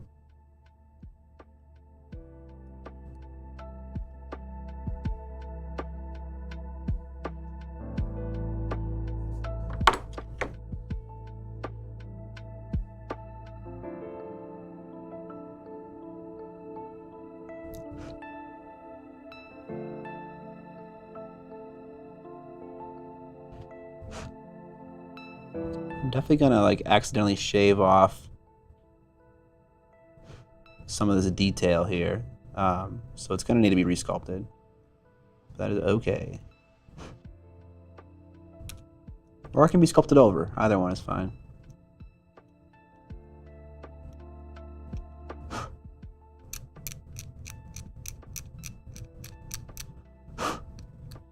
I find that redoing a fabric like this isn't too challenging because you just have to follow the details that are already sculpted into the material. It's not too bad.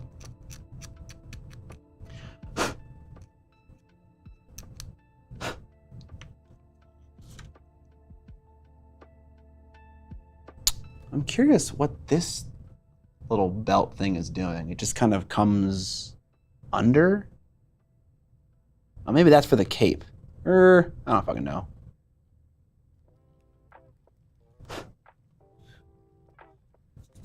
I'm gonna just, before I rub that moisturizer somewhere where I don't want it to be, I'll just put that in. All right, let's just moisturize my hands a little bit. It's time for Scott to get overly complicated. Sculpt a few, cast them, mass produce them. That is definitely a thing that we could look into doing. I kind of thought about that a little bit, and I wouldn't mind having like 5 or, between like 5 and 7 different Cavalite Warriors that got casted and stuff. It'd be interesting to think about how to do that, right? Because you would need to like, they're cut up right now for casting, but for liquid injection casting, like where you kind of force hot liquid into a metal mold. And so if I wanted to cast them myself, I would need to do the conversion and either keep it in pieces that I knew were right for casting, or sculpt it together and then physically cut the model into pieces that are good for casting. One of those two things. I'm not sure. But yeah, I do want to get complicated. So let's start slicing off this belt. This has a chance to get gnarly quickly, and I'm unsure. I wonder if there's a different breastplate that would work for me, because this seems pretty generic. It doesn't seem like it's particularly special. So let's see what other options we got. Even more gobbledygook on that one. Yeah, this one right here, similar level. We have the female, the Farseer, or the Farseer equivalent for the squad. She's got less, but this one is a more specific torso, so maybe that one wouldn't work with the parts we're putting together. Okay, other sprue.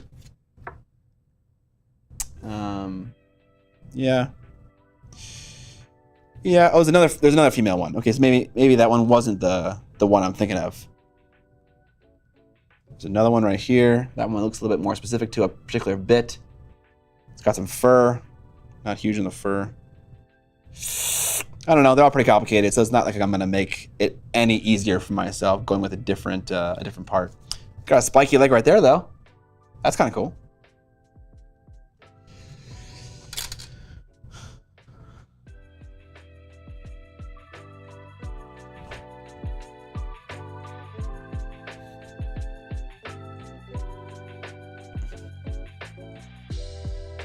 Don't forget to splatter resin all over the mouse while casting. Yeah, I mean, that is kind of what you want to do when you're casting models, right? You mean splatter resin all over the master mold, right? It's time for, oh, I read that part. Just ace him in the face with resin right before you're casting him. Yeah, I'll do that. I'll make sure to do that. I think I would need to take a break from life after making that kind of mistake. This life has been suspended. Yeah. All right. Before I clip off the belt, let's just see if I'm able to clip off like the raised detail. I wonder if you could 3D scan the minis as an alternative to casting and reproducing them. Yeah, probably. I mean, well, from what I've seen from 3D scanners that use like photos and like you rotate the model and stuff like that, I don't know. I haven't been super convinced with the resolutions. Maybe you can like do a scan and then like go into the model and like crisp up the details and stuff like that. That I'm not sure about. I've seen some that seem shockingly good done from photos, but they're still, I don't know if they can really do miniature work. That said, it would be interesting to pick up like a entry grade actual 3D scanner device and see what it can do for miniature work. I've watched some automotive YouTubers using them for like doing light CAD work where it's like, yeah, I want to make a new suspension upright for my car, and measuring all of these weird points in 3D space is a huge pain, so I bought a like $800 3D scanner, and it's perfect. There you go. That is pretty cool, actually. OSW Guild says, does Vallejo airbrush primer go bad? Just now had my black primer that was almost empty, constantly clogging my airbrush. Switch to a new primer and everything is fine. My answer to that question is yes. I don't use it routinely, so I don't know, but Evan sounds like he does. All right, so here's my deep dive theory that someone from a paint manufacturer might come in here and just tell me I'm wrong, but primer comes in really big bottles, right? Our paint pots for miniature paint are very small. So when they get low, there's not a lot of air in there. Whereas if you have a big bottle of primer and you only have like, I don't know, less than a quarter left, every time you open the cap of that bottle, you actually let in a lot of air. And so every time you're opening it, some more of it will cure, right? Because it's a reaction with the air. And the lower it gets, the more air it has for that reaction. So I think the bigger a bottle you have and the lower it is, the faster it goes bad. Just Lego says the Vallejo airbrush primer is just bad. I disagree with that. It's like my favorite. I'm actually shocked at how well the Vallejo primer sticks to paint. Like when I did a comparison a long time ago, it was like everyone else was like in this middling area, and then once you used Vallejo, it was shocking how much the paint adhered to the primer, like how much better it was. And I had some pretty intense tests. They weren't camping and they weren't intense, Evan. Just to get that out of the way. But yeah, it was crazy. I would run I had a little chamber with rocks in it to weigh it down, and the little chamber had sandpaper on the bottom, and I would drag that little box along each row of primer, and Vallejo stood up to that kind of abuse and other forms of abuse, easily the best. I have to call out something really quick. Yeah, what's up? The Spain of Plastic did, in fact, change his name on YouTube to Spain of Plastic because he was complaining earlier that it was just his name. Yeah, that's awesome. I was like, you can change it. He did it. EOB does have a video on that where they take a look at a scanner, what is it called, photorimetry or something like that, to see how that would work for miniatures. I didn't end up watching that one. Yeah, so the Vallejo primer I think is the toughest stuff I've ever used. I agree with you. It sticks paint on top of it sticks very well to it, and it sticks very well to plastic. Every time I talk about how the Pro Acrylics primer is the only one I don't like, people chime in to say, "Oh, you're supposed to let it cure for 24 hours and so on." I have a set of MCP minis that I've been working on, and those were primed with the Monument Hobbies primer a year ago. I think that primer is cured, and it still very easily rubs off. Like the lightest touch on a corner. The lightest touch. Primer gone. And it's weird, too, because their paint is pretty tough. But the primer just, it's like nothing. No good. So, whatever. Whatever, man. Now everyone's talking about how they want to get a 3D scanner. I'm trying to think if there could be other uses. Like we could scan our faces Yes. and make really janky looking 3D models of us. Yes, of course. And then make Lawnmower Man style animatics. That was the first thing that I thought of when I was thinking about 3D scanners. So yes to all of that. No, that's not what I was thinking of. What about like terrain, like kind of lower poly count stuff? Could you like scan a thing, like if you could get like that cool vampire terrain from the new Warcry box set, and you could like 3D scan that and print out a couple of those for like a couple tables, or like just more scatter terrain for your games. Would that work? There's the other side of that. It would be very cool to scan stuff. Be like, man, this is a very cool barrel with a dent in it. I'm going to scan it and then scale it down, and it's scatter terrain.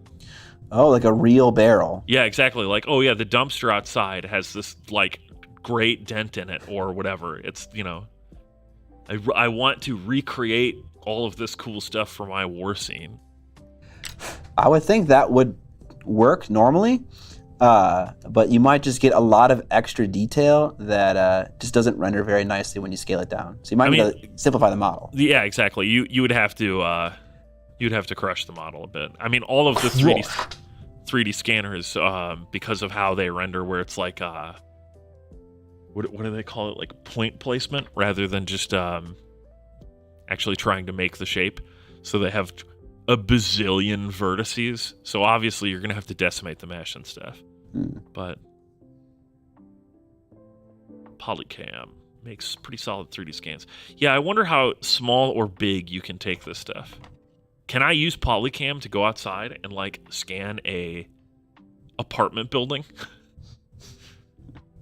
Like these the MCP New York apartment building is cool, but I want 5 more. I'm just gonna scan some of these buildings out here in St. Paul. Yeah, sweet. 3D scan Scott licking attendee like his elf model licking the dagger. Pretty sure you'll find that elf model's licking a lollipop. This is true. I kind of fucked up the little orb thing. Oops, I chopped it a bit. Uh-oh. Battle damage. Yes. I think we're going to keep the one belt on there. But this one going across the chest, we're going to try to remove so you can just see more of that armor. I want to see that armor. I want to see that cool khaki color. I don't want it covered by a bunch of filigree and other stuff like that. Everyone knows that belts are what make you cool, though. Yes. It's a sign of rank, status, and wealth, is how many belts you can have. I don't know how much of the final plastic is going to show up on the front of this model, but I am going to try to rescribe in the sash that kind of runs along his lower waist here, just in case I don't green stuff that again. I might not need to. I could just shave away some of this plastic, and we'll probably get to a place that's pretty satisfying looking with some nice sanding and applying of plastic glue. We'll see though. We'll see.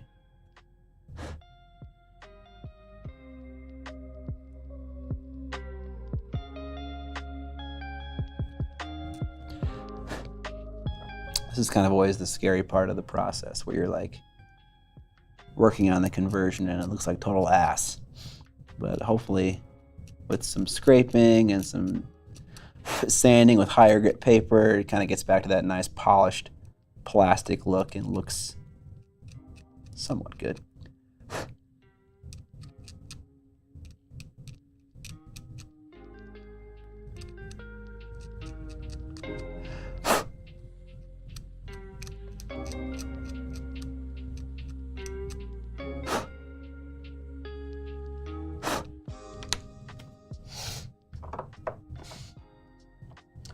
A lollipop elf is headcanon. It's becoming that way. With many belts, you can make artwork such as The Room. Wait, what? Tommy Wiseau wears many belts. Does he? He's a man of many belts. I don't know if he does in the movie, but he does in real life. He's a belt guy. What? He's a belt guy? Belt man. Belt man.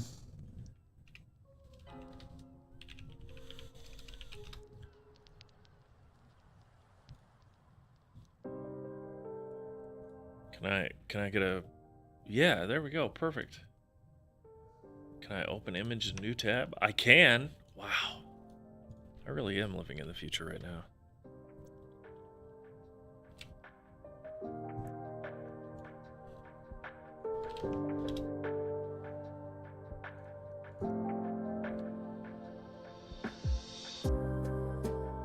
There you go. Tommy Wiseau, belt man. Wow, okay. Look at that. Like I said, it's a sign of wealth and status. The belts. And he is obviously the most wealthiest statistist. I mean, he certainly can pay for stuff. Didn't he like produce The Room in both film and digital? And he had 2 cameras running at the same time? Yes. If the Disaster Artist is anything to believe, he actually did that, which is Yes. Which is crazy. It's like, that is such an expensive way to make a movie. He clearly had money to make a thing. That he did. That's right, Green Model Gaming. Belt. Leather belt. Or strength for stam.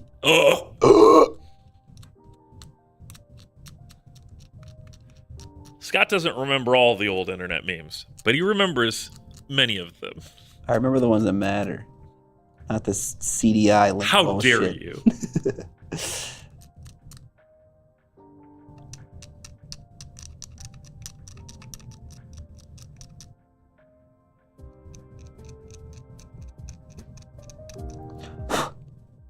Oh, I also played some Dice Throne over the weekend. You guys like Dice Throne? I'm thinking about doing the other 2 elves with candy as well. Any ideas? I mean, the ranger can't be holding a sack of candy. That's a pretty easy one. Just take the head out and put it in like a sack of candy, like he's like Santa Claus or some shit. And you can make the witch elf like she's like pulling, Laffy Taffy. You know how you kind of like knead it, stretch it out, put it together, stretch it out again. She can be doing that because she's kind of like a 2 hands working together kind of vibe.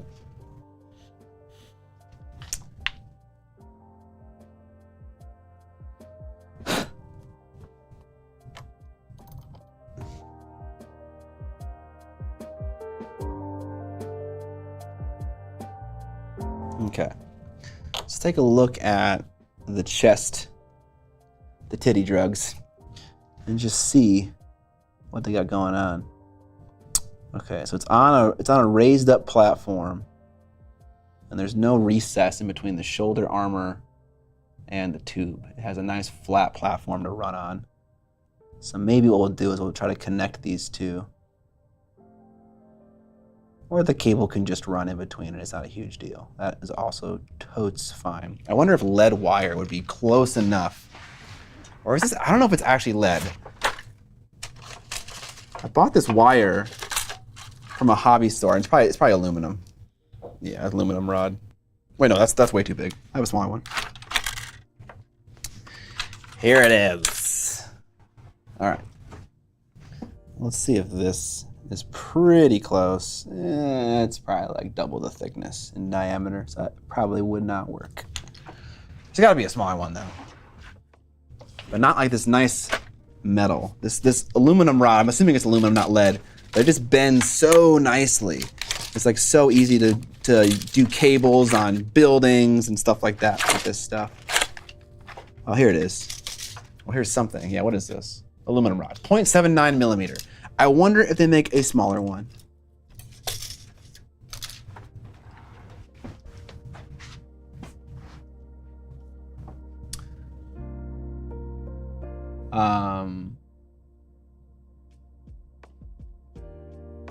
Did you see the 2 new battalions in the new AOS General's Handbook? No, I didn't, but I did hear from John that they kind of nerfed the shit out of vampires. But we kind of all knew that was going to happen. I want to see Scott sculpt a plate carrier now. What the fuck is a plate carrier? It's web gear. Web gear? Yeah. Like the internet web or like spider web? Neither. Which kind? You know the vests that someone wears when they're carrying around magazines because they're in the military. Oh, okay. It's called web gear because it's webbing.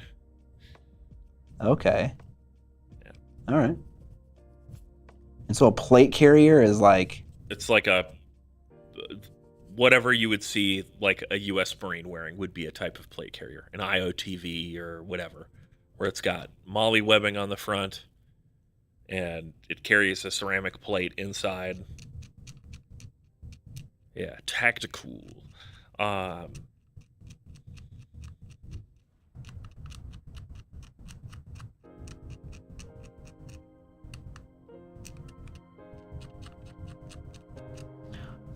What? I didn't see that, Orthodox monks. I haven't looked at the new handbook. He's saying apparently there's a battalion that gives +1 attacks with 1. Like just a generic battalion? Yeah. Is that true? Across the army? Is this... But I mean, battalion is, you know, what you put the guys Sorry. in. Yeah, sorry. Yeah. Damn, dude. I mean, why wouldn't you want to do that? My drops. Need to 1 drop? Oh, I suppose so. I need to go first. I always thought hard plates were a lot more comfortable than most soft armor, Captain Howdy. Theoretically, soft armor is more flexible, but it just makes you feel even fatter than you already are. Well, chest rig doesn't necessarily have webbing, but, you know. Now we're getting into the weeds of tactical gear discussion. Yeah, we're talking about that military body armor.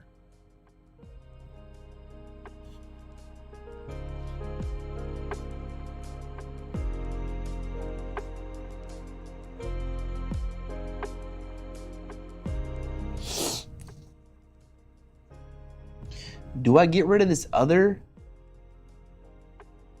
sash? No, we don't. We get rid of the tiny little ball though. This little thing. I don't know what it is. I hate it though. I hate it. So intense.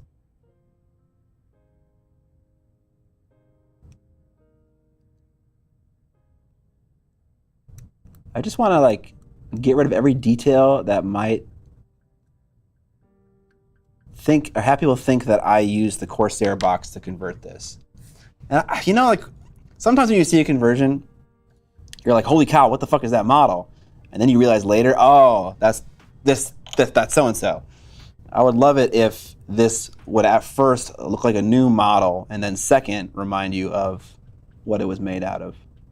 So removing little things like that just kind of like contribute to the feeling of a model, I think is a great way to do that. I don't know. God, now Rufus is doing it too. Come on, Rufus. We're better than this. Say no to tent jokes, okay?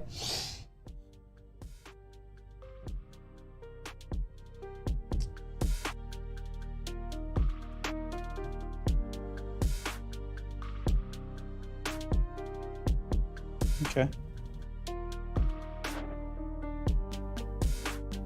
Got rid of that little bauble or whatever the heck it was, that little detail. I might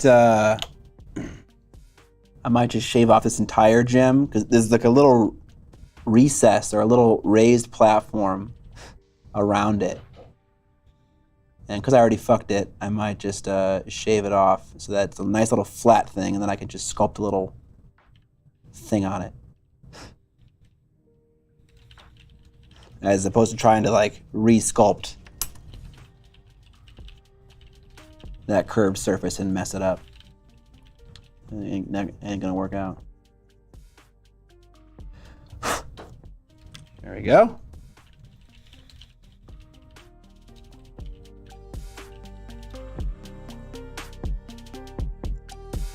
Cool, just like that, we got a cleaned up torso, ready for a little bit of conversion work. We got a Johnny Boy in the chat. Scott, have you seen the movie The Foot Fist Way? I think I'm gonna watch it tomorrow. No, I don't think I've seen that movie. Is that a new one? Or is that an old movie? The Foot Fist Way. Let's find out. It's from 2006. Oh, yeah, I remember this. It's got Danny McBride. Oh, it's got Danny McBride in it? Oh, man. All right. Jody Hill. Who's Jody Hill? What have you done? Observe and Report. He did this before he did Observe and Report. Also, Observe and Report is 87 minutes long. That's fucking tight. This one's 83 minutes long. All right, we're going to watch this one. This seems like a great movie, John. I'd watch it. Wait, so Rufus is saying that the models in this particular battalion get +1 to the entire... To all models, not +1 to just the battalion. I mean, that seems insane.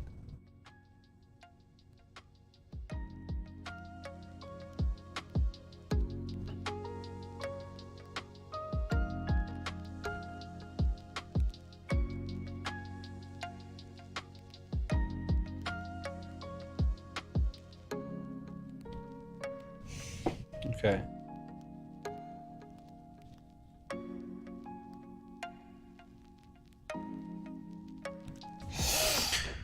All right, let's keep going on this chest.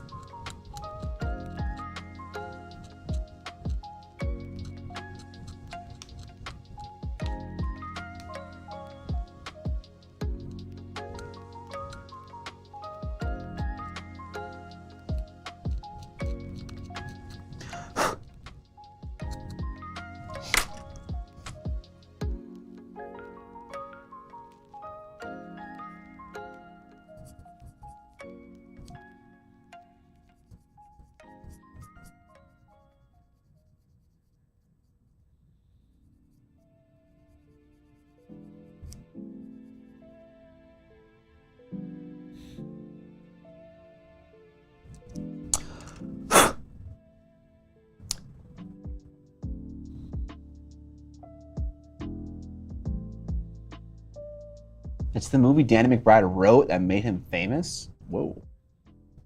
Okay.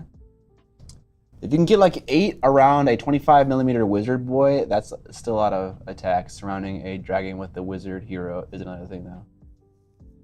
Okay, so it has to do with being close to another model in order to get these attacks. Okay, so it's not just like a flat +1 attack across the entire army, no requirements.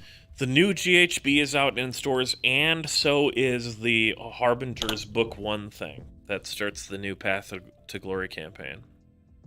Okay, so they have a new, like Thondia was like a narrative campaign. Is that what you're talking about right now? Yeah, this is like the Dawnbringer Crusades, Harbinger's Book 1, blah, blah, blah.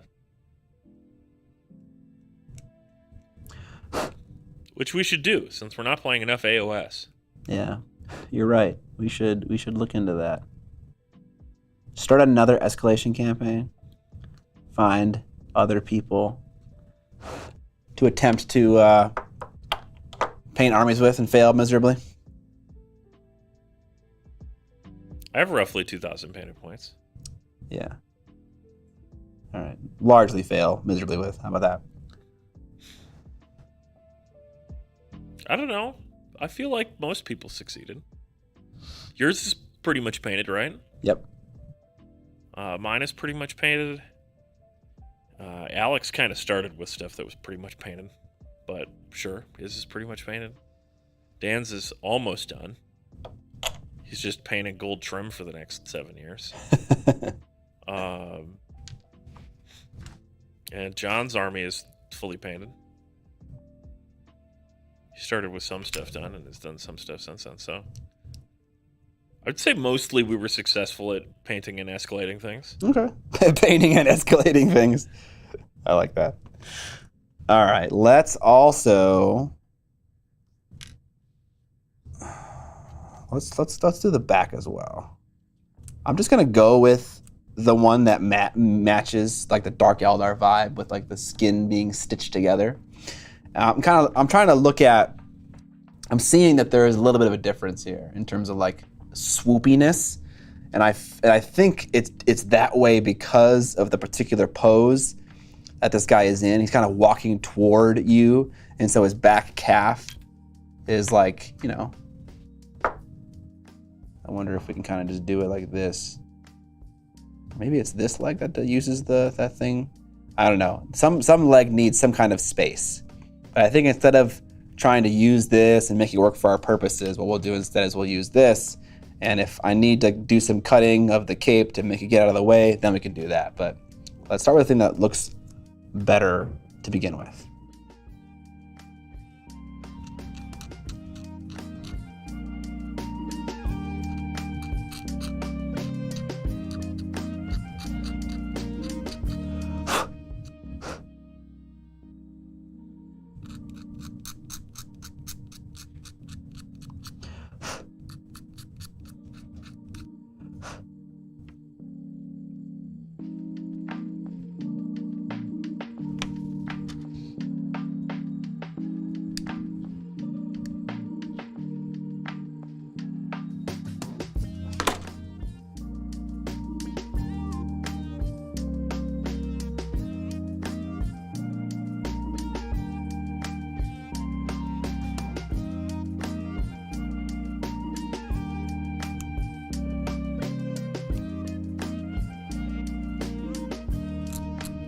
I could probably 3D print a bunch of spikes in different shapes. Oh, that's definitely true.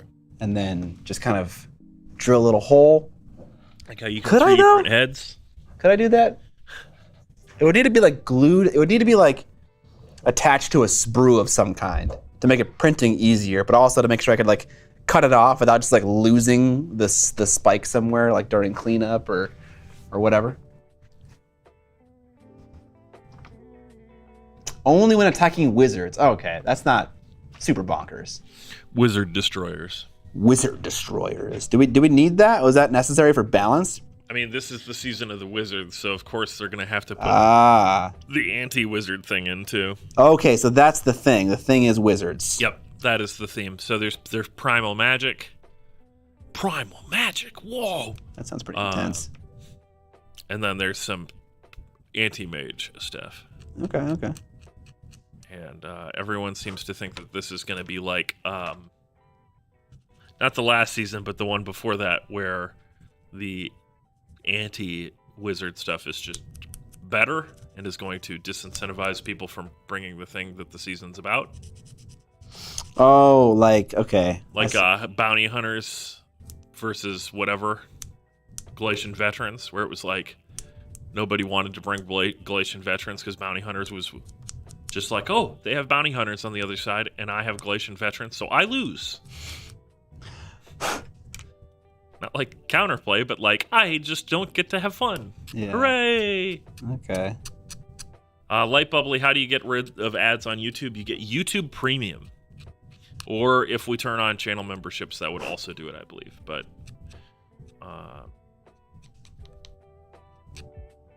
yeah. Ira Palmer wants to know, Scott, how do you get into the sepulchral guard? Sepulchral guard? Sepulchral. Sepulchral? I don't know. There isn't a great way to get into it. every once in a while someone drops out, and then pretty much immediately someone picks up a spot.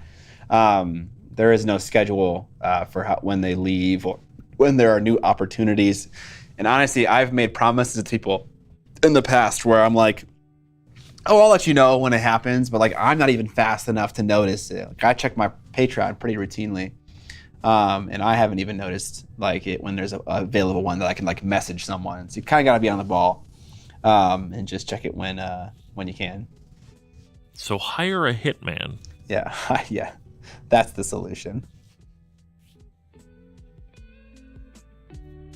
All right. Yeah, these are gluing together nicely, but not necessarily lining up with the shoulders perfectly, but that's fine. We can definitely do some sculpting over top of that. Easy peasy.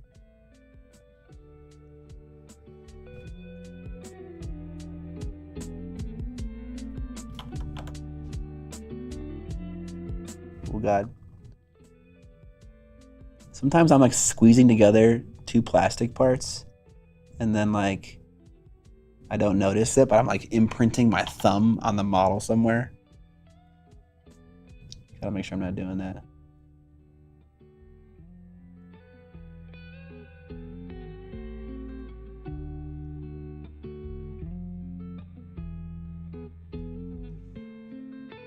Okay. All right. I can still see there's a little bit of that recessed detail right at the bottom that hasn't been fully scraped off.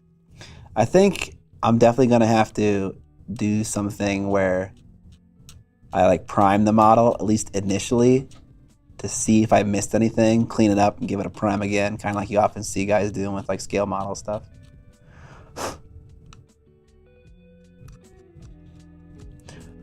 Is everyone excited for Baldur's Gate 3? Baldur's Gate 3.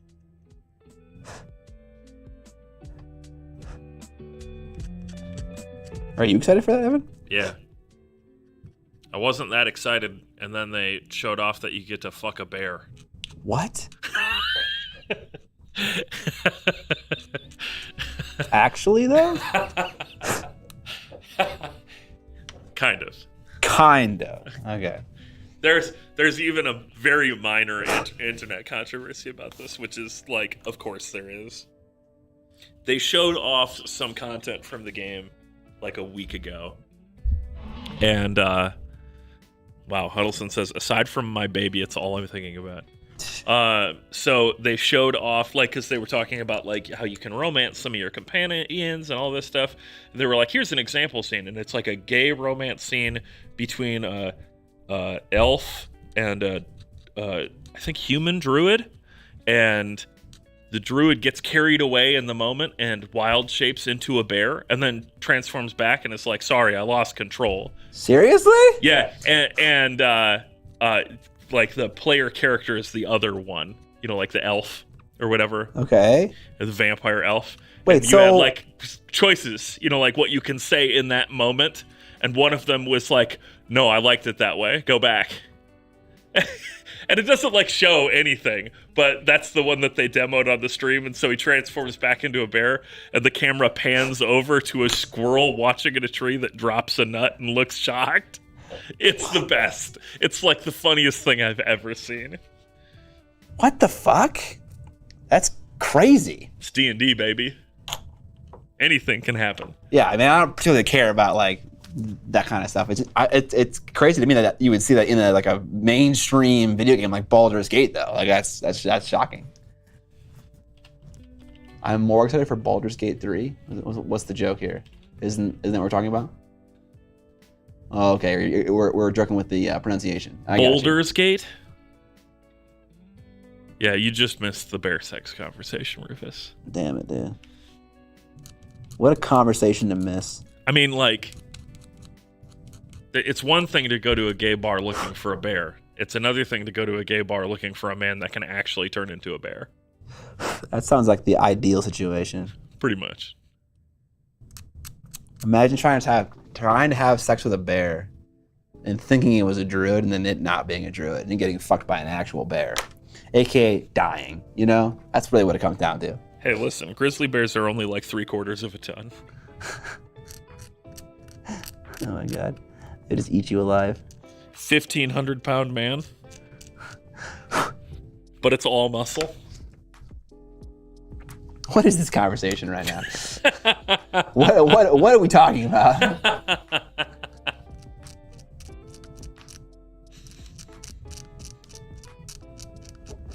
I'm very glad that I didn't play. They released the first act of the game.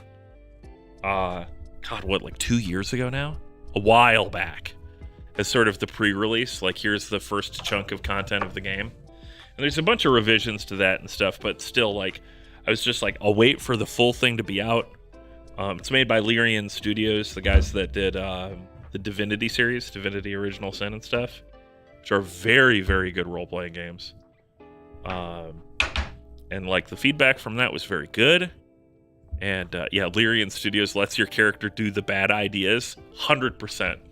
True in the other games too, where the evil choices aren't just like, okay, now that this NPC is irrelevant, I'll kill them. Like, no, you can do like stuff that completely messes things up. It's great. Yeah. I'm very excited for it. It's gonna be fun. All right.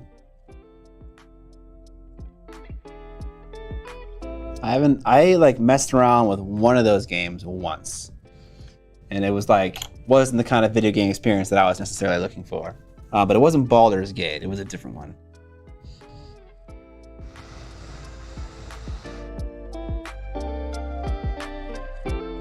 Okay. What should I do first?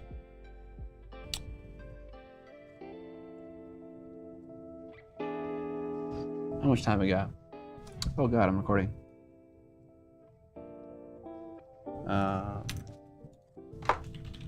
320? Okay, I could. You know what? I kind of want to sculpt another peak, like right on his torso.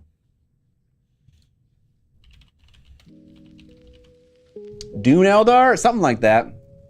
The new AOS season is implementing a new primal die system that has to do with magic. It works similar to CP, where it's a use it or lose it before the battle round ends, then get more the next battle round. Okay, cool. John's just talking about bear sex simulators. That tracks. Yeah.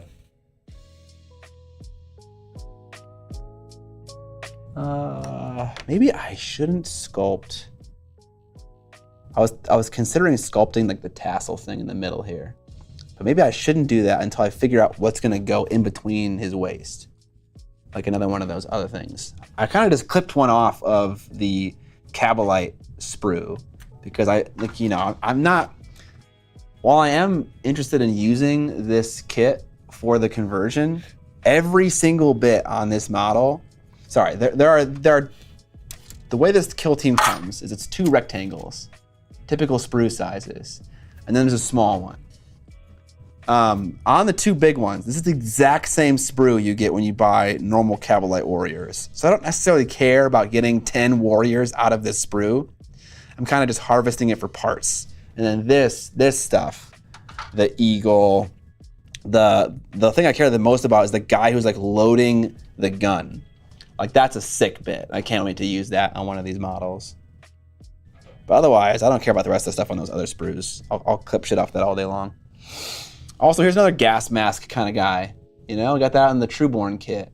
I figure if I do that plus the other ones in the Corsair kit, I'll have some cool kind of like deserty models. And they all have like a cable running to there, almost like in Dune with the like the moisture and stuff. But that's not why I care to do it. My cables don't carry moisture; they carry combat drugs.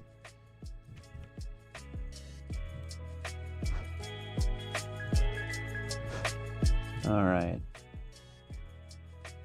I looked at the time and I forgot what time it was. 3:24. Okay, let's do a little cable that runs from this platform thing to like somewhere in the middle of the shoulder. It kind of just like ends.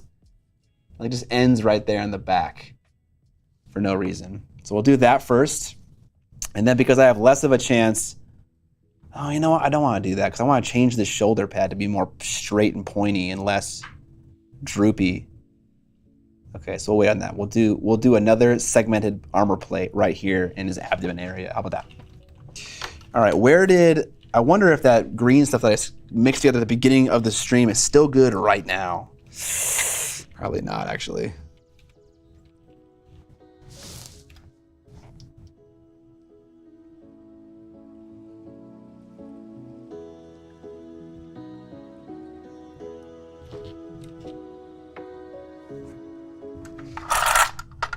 All right, screw it. I'll just make up some more.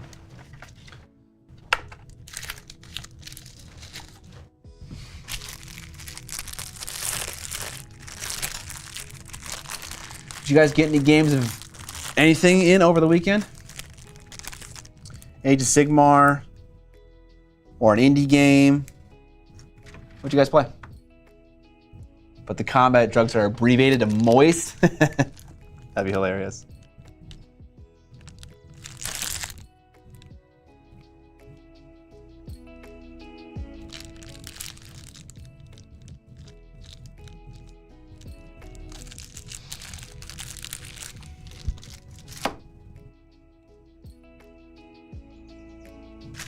I always find that on this gray tube of milliput, it gets like crusty and yellow around the outside, but if you kind of like dig in. Yeah, it like oxidizes on the surface. Yeah, and it also gets like hard. Yeah. But the stuff in the middle is nice and soft.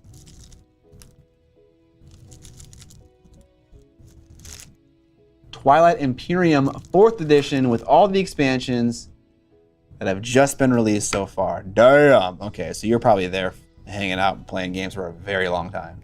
Twilight Imperium is a quick game. Yeah, that's what I've heard.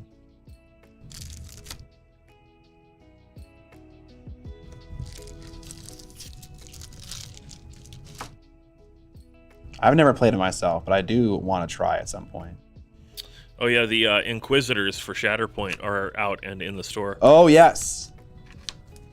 I saw that when I was actually in Waco at a game store. I was like, oh, check that out.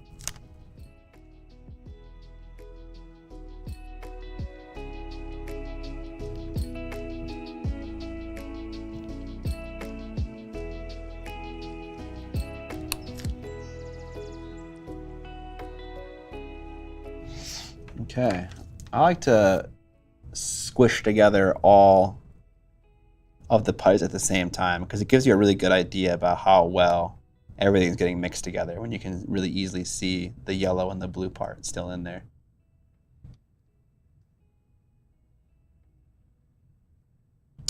Necromunda and Wingspan. Ooh, okay, cool.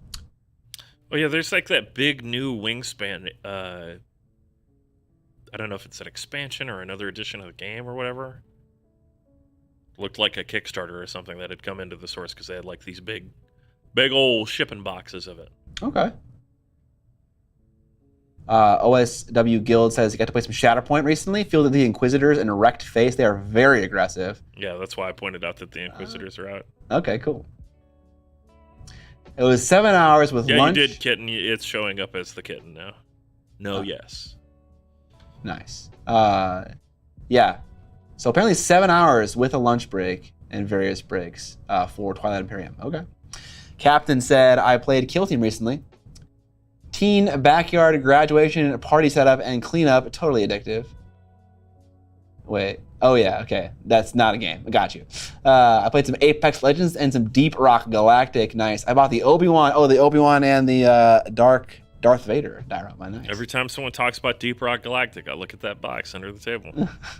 Hey man, it's your game, bro. I know. I brought it in so we can play it at some point.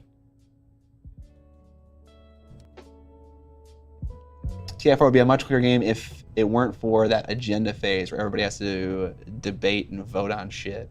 I did also see on our mini painting yesterday, someone painted up the figures from the Deep Rock Galactic game, and they actually look pretty good. Yeah? Art style translates. The Driller is really fucking disturbing because he has a war crime grin.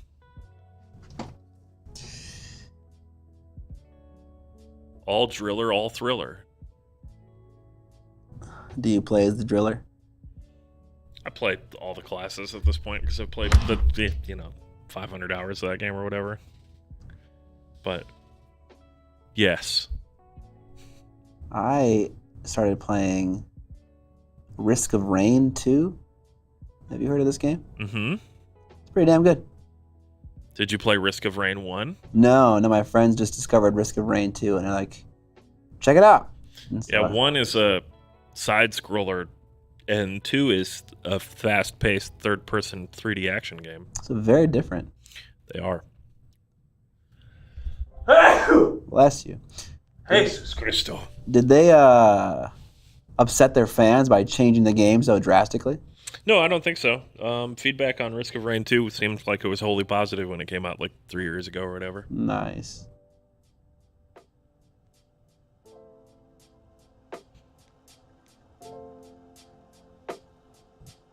The first game was definitely one of those roguelikes that was like impossibly hard unless you got the right build going, and then it was incredibly easy.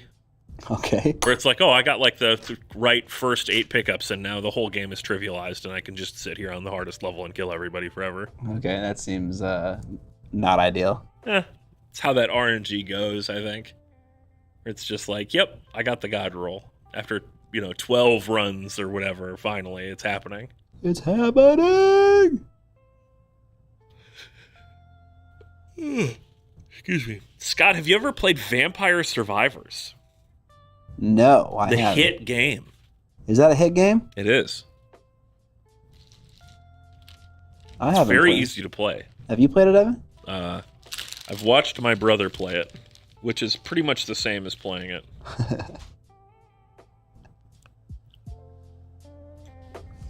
Okay, I think we need some more material. I haven't seen it. I've seen the box. There's a couple of games I want to play that are vampire themed. I would like to play Dracula's Fury. I think that game would be a lot of fun to try out. And I think Vampire Survivors is the one I want to play. And then the classic RPG has just like tons of board games for it. What's that RPG called that's like vampire centric? Oh, crap. Has the role-playing games and stuff. Yeah. Why can't I remember? Vampire the Masquerade. Vampire the Masquerade. It has a ton of board games attached to it. Mm-hmm.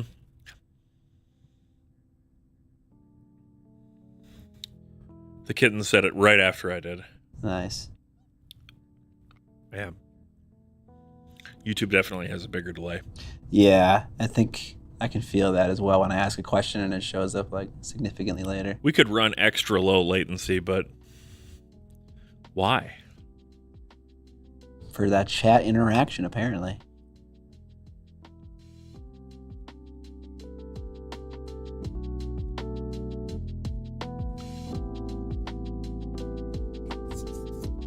Okay, we'll probably want to put a peak in the middle of this chest because all of the segmented armor from the Dark Eldar race seems like it has some kind of angle going through the middle of it. So we'll probably do that. This is very soft. Ugh.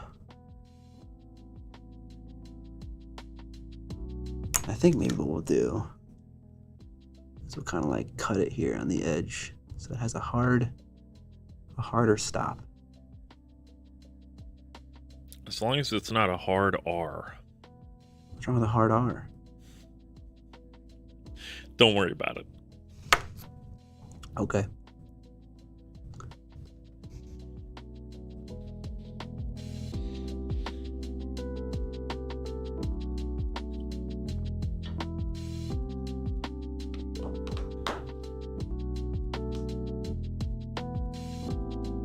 Yeah, I watched a playthrough of that Orthodox, or a review or whatever. It was like an hour of gameplay of the Lives of P. And looks pretty sick, actually. What is this? So the Lies of P is a Bloodborne-inspired game. Like, it's a Souls-like in a very Bloodborne-type setting, but it is also based off of like a reinterpretation of the story of Pinocchio. You play as Pinocchio. Okay. But it's all like super grim, dark fantasy stuff.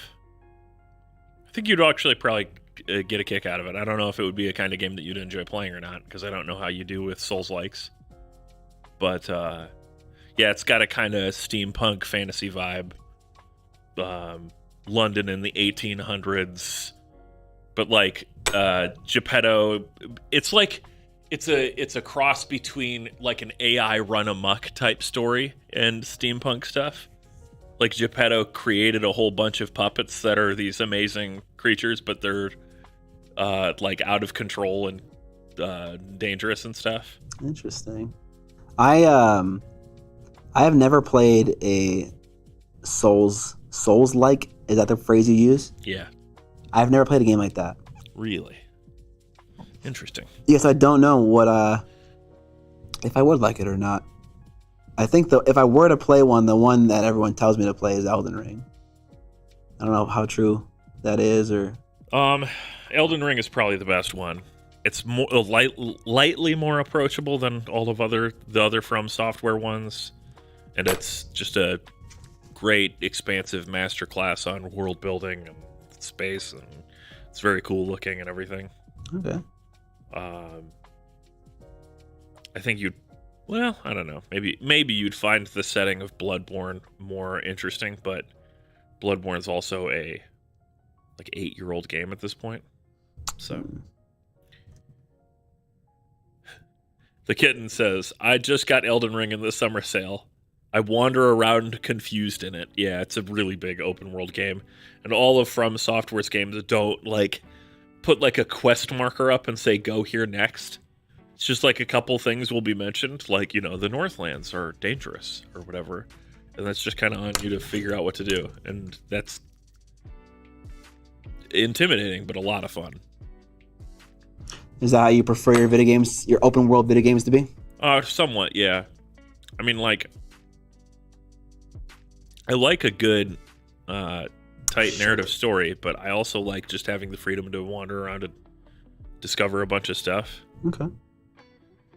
I was talking on the Discord with people about games, and I was like, the last Assassin's Creed game I played was Assassin's Creed Odyssey. And I really liked that game because, yeah, it's got a story that, you know, like it tells you, hey, the next thing you need to do is in this town or whatever, but you can just wander off and explore the Mediterranean and fight legendary monsters and, you know, rob people.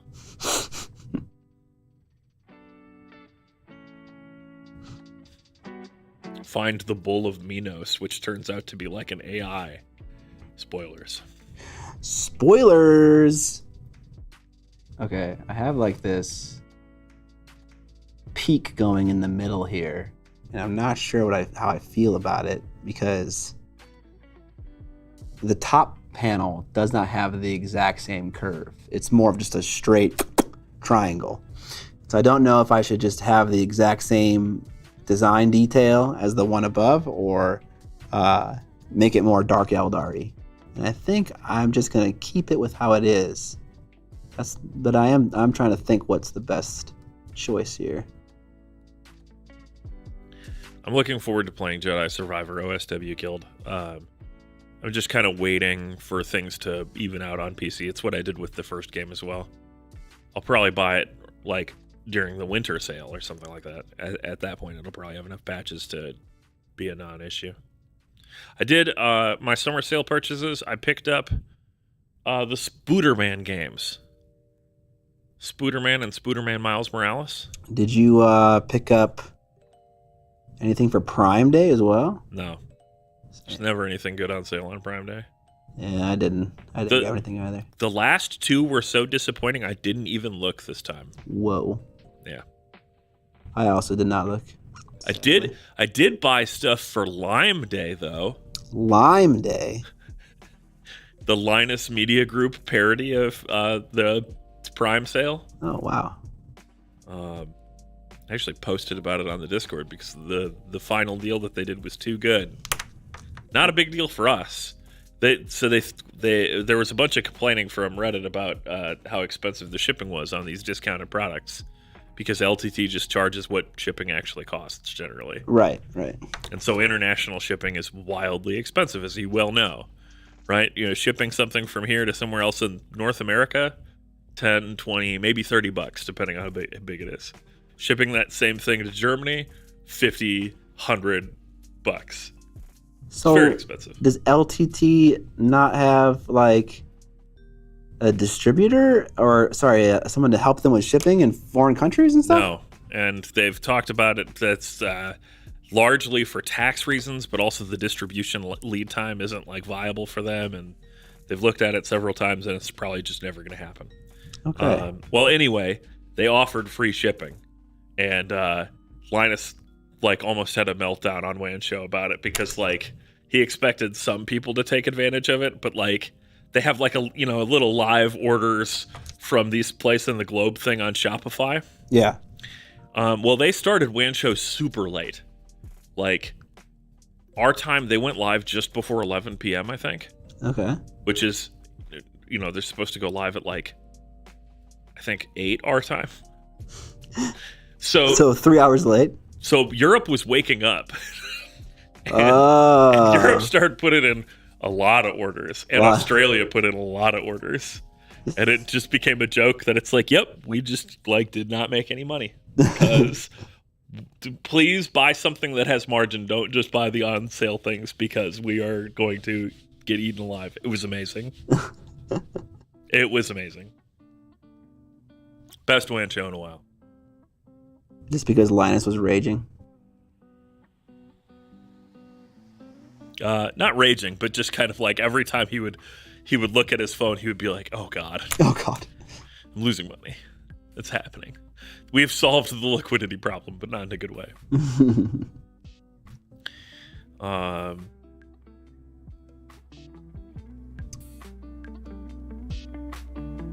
But yeah, I played through the Spooderman games, and they were really good. Yeah? Yeah. I like Spooderman, and the games are really good. Apparently there's a game where you can play as... and it reminded me of this of Spider-Man because of how the gameplay works. But you can play as Gollum?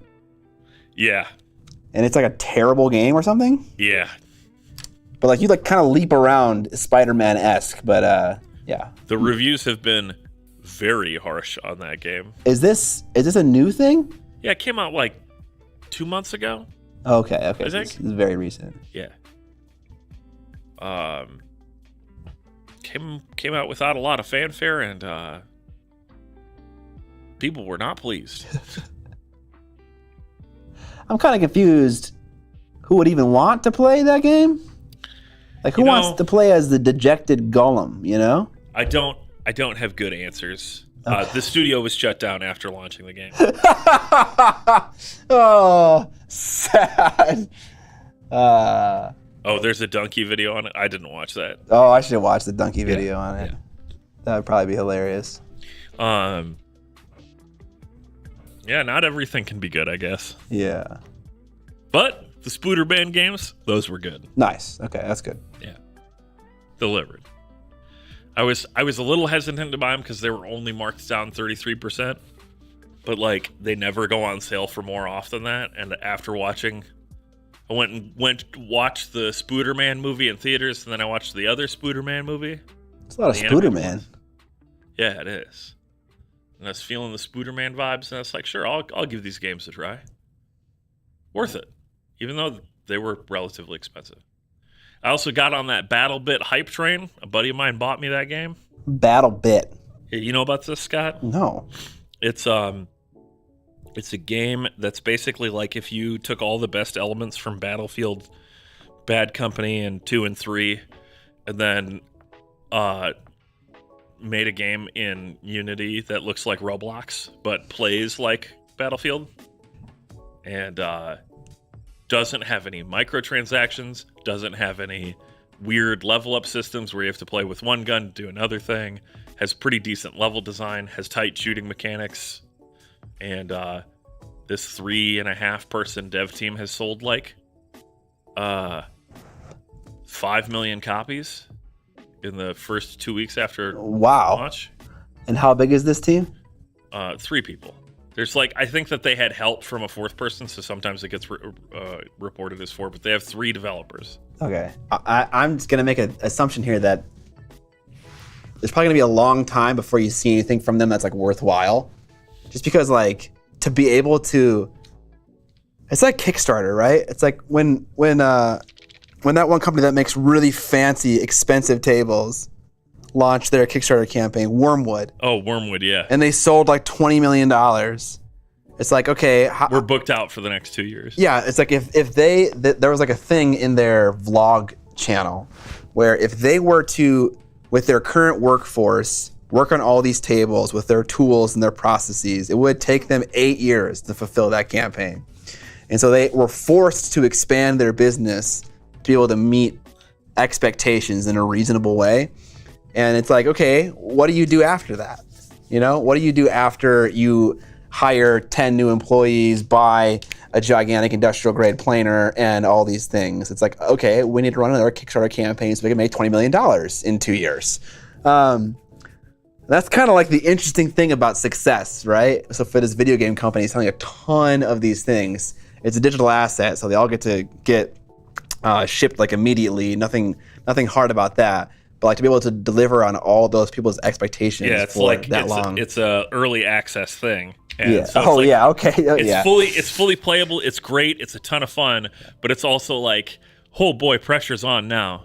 They're talking about like the audio redesign because all of the audio in the game is just like from asset packs, and they're like, I think we have to hire this out to someone because none of us are audio engineers. Yeah. Stuff like that. They're also they have to take out a loan.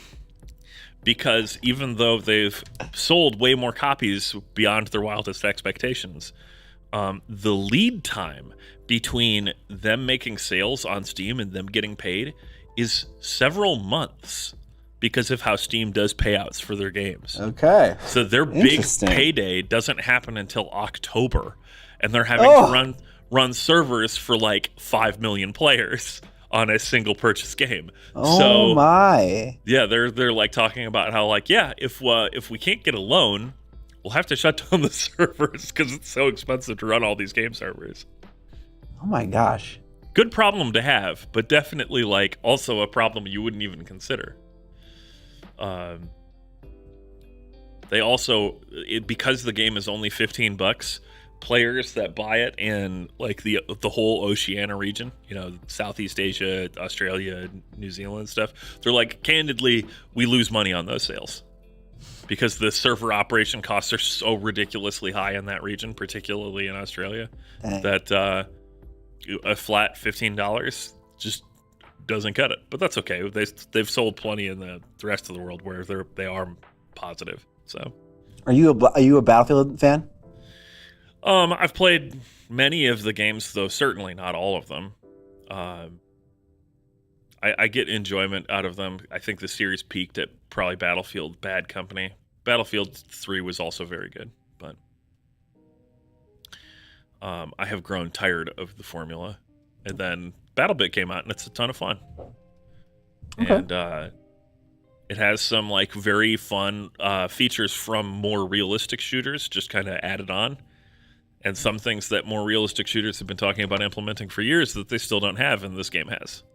Like consolidating magazines.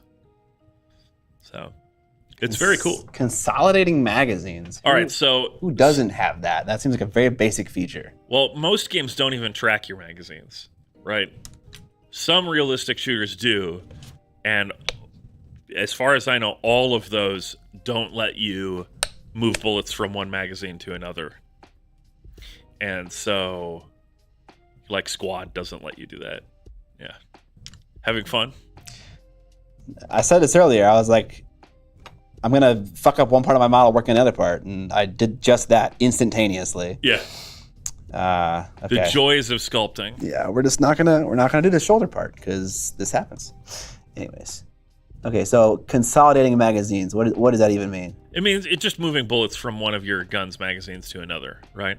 You shoot 10 out of one magazine, and you want to move bullets over from another one that's, got 11 left or whatever.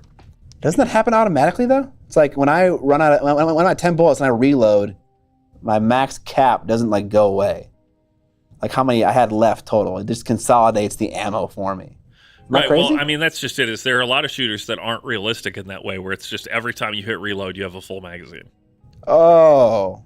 Whereas with this, is like you have 6 magazines on your person.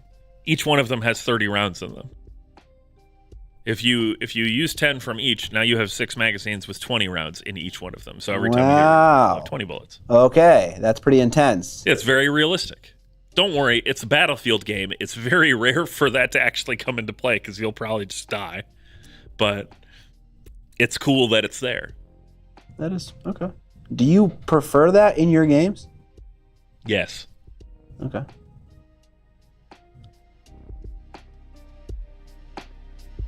I kind of prefer more of an arcadey experience. Well, it's definitely a very arcadey experience. It just has some realistic gunplay elements that add some fun to it. Okay.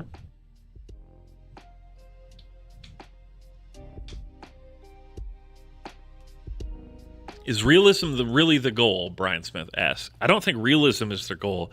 I think realistic satisfaction is their goal. I would also describe pretty much all modern shooters as actually not being realistic as far as like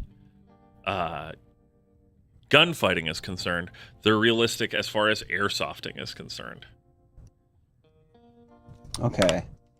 And that's what these games feel like, is airsofting. It's a lot of fun.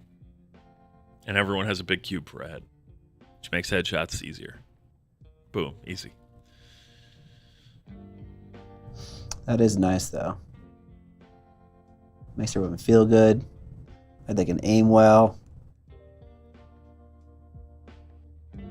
I had a stint with Battlefield games. I played a lot during Battlefield 3, and then I played even more when Battlefield 3 Close Quarters came out. And I just heard incessantly how I started playing with the wrong Battlefield and how Bad Company 2 is just significantly better. Yeah, I think Bad Company 2 was probably the peak of the series. That's they embraced their level destruction in a way that no game since has done, without it being like a stupid gimmick with the whole Levolution thing, where it's like, oh yeah, that tower always gets blown up in a specific way and so on. Like Bad Company, just like walls are blowing up, people run around, crazy nonsense is happening. It's a lot of fun. Okay. Yeah, pretty much. Gunfighting is actually just hiding in a trench and shooting at a tree line for days. Or being in an apartment building and watching a specific direction and just hearing a lot of gunfire on the other side of the building and knowing that you have to cover your flank and just sit there.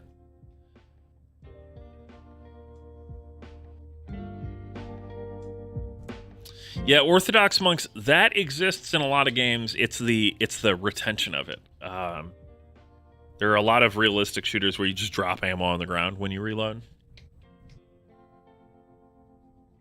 So, I definitely recommend people check out BattleBit though, because it's $15. What have you got to lose? It's like going to McDonald's, but better. But better. Because you can shoot people in the head. It makes a really satisfying ka-chunk noise when you do it.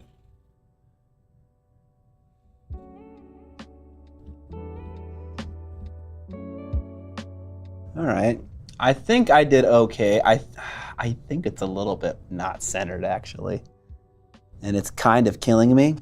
But it just looks so nice right now that I kind of want to just be okay with it not being centered. Remember that like the gun will cover it, so it'll be harder to tell.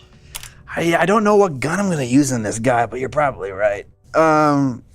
He's probably not going to be like arms to the side yelling like Conan the Barbarian or something. No, but I had this cool bit that actually came with the guy who hangs off of the Raider, and he holds his gun like this. And it looks super cool. But there's another guy in that Cabalite Trueborn who's holding a gun in a sling and loading a handgun, and that looks really cool too. I just don't know. Yeah, but those hands are in the middle as well. That's true, yeah. I can't remember if there was another Corsair who had like a cool gun. that I thought might have worked. Let's see Probably. here. The Corsairs are pretty neat. Yeah, they got tons of stuff. So this is the guy that I'm working on right now, in like the He's a various bird? options. He's a bird. No, he's not a bird. But it's this guy's stance. That's not. Are you telling me that's not a bird? I mean, one of those things is a bird. Yes. I said he has a bird. Oh, they said he is a bird. I mean, he might be under that helmet, but I don't know that. But I can see he has a bird, and that's pretty cool. Yeah. Actually, the strange thing is the other one, the Cabalite box, also has a bird. So I have 2 Dark Eldar bird bits now. Dan approves of this. The imperfection is perfectly realistic. There it is. Okay, we'll take it. But yeah, so I don't know what weapon to use. Let's see. Okay, here's the full squad. I'm definitely using this hooded bit We can't see it. for sure. Yeah, that's cool. That one's definitely getting used in my Dark Eldar dudes. I also love this pose. Like, Yeah. come on. Where is that for my dudes? Sniper guy is always a win. Yeah, Sniper definitely. guy doing sniper things. Yeah, dude. Sniper, no sniping. Maybe there's like I could just give all my dudes like, I don't know. I don't want to give them all like swords and handguns because that wouldn't really be what they're supposed to be. They're supposed to have splinter rifles. And so I want to figure out how to do that. God, I think Dark Eldar are so cool, except for their weird dorky space guns. Yeah. Well, all of them. Corsairs, Eldar, Dark Eldar all have largely stupid looking guns, I think. Yeah, the weird blobby things. Yeah. But this is feeling Dark Eldar-y. I don't know. With the segmented plates, I think when I put in little spikes, it's gonna look even better. I love the knife. That knife is so fucking cool. All right, so it kind of slots in like that. So he's walking forward. He's got the cool fucking. Oh, he's got the cape, and then this leg is swinging back. I'm just curious if it fits in there with this cape right away. It kind of seems like it does. That's gonna look cool, I think. Okay, how are we doing on time? It's about 4. About 4? Okay. Is there some small thing that I can do that isn't gonna fuck up the other work I've already done? It's a very stressful question. Time trials, let's go. I think this thing is largely cured. One thing I think I messed up is that I pushed the green stuff down, and now there's a bit of green stuff right here. I also think there's a gap there in the milliput. I think the milliput protruded past the plastic and created a little bit of a gap, and so I think some amount of that actually needs to be filled. So I don't know. Let's see if I can just kind of shove some down here in the recess and try to make sure there isn't a gap there anymore. What? Orthodox Monk says, did you tell Evan about the thing I told you, Scott, about spending a pain token on a Tantalus when firing in the shooting phase? God, no. I don't even know what you're talking about right now. My brain just melted. No, I did not. I remember you mentioning something about Dark Eldar list building, but because I am not like anywhere near full scale 40K, I didn't necessarily ingest it because it's not relevant for me at the moment.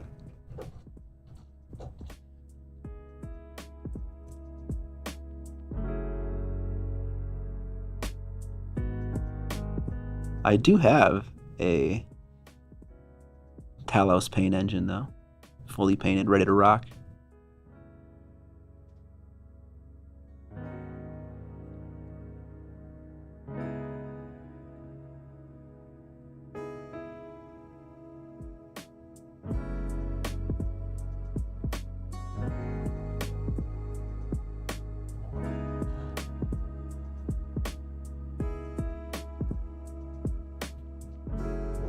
How was Evian night? It's pretty good. Still enjoying the game? Yeah, very much so. Good.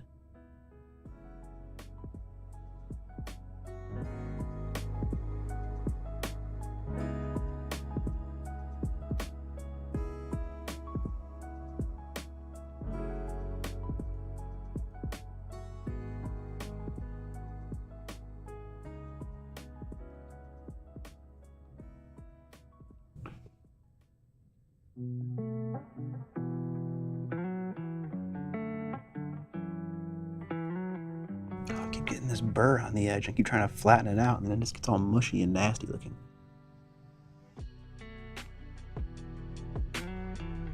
You know, one thing I'm kind of concerned about with using lotion is that I am going to create a greasy surface that my putty won't stick to. But I'm kind of surprised to find that the putty integrates really well with the previous layer.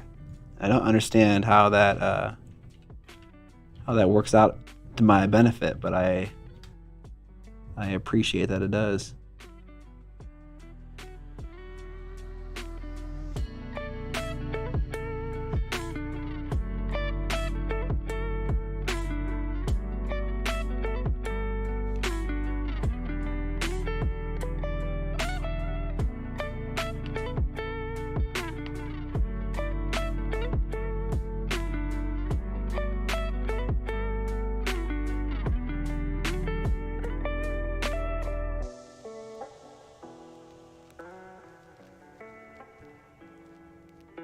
God.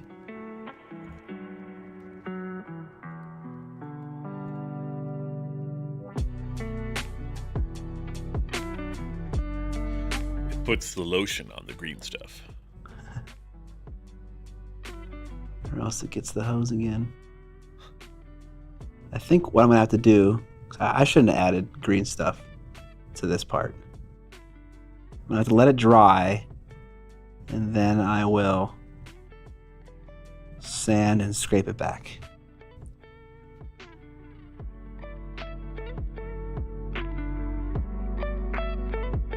Okay, yeah. Oh, dang it.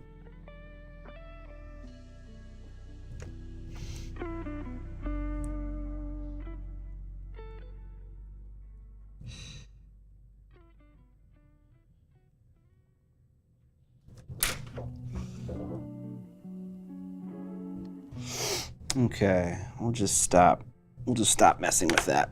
Okay. I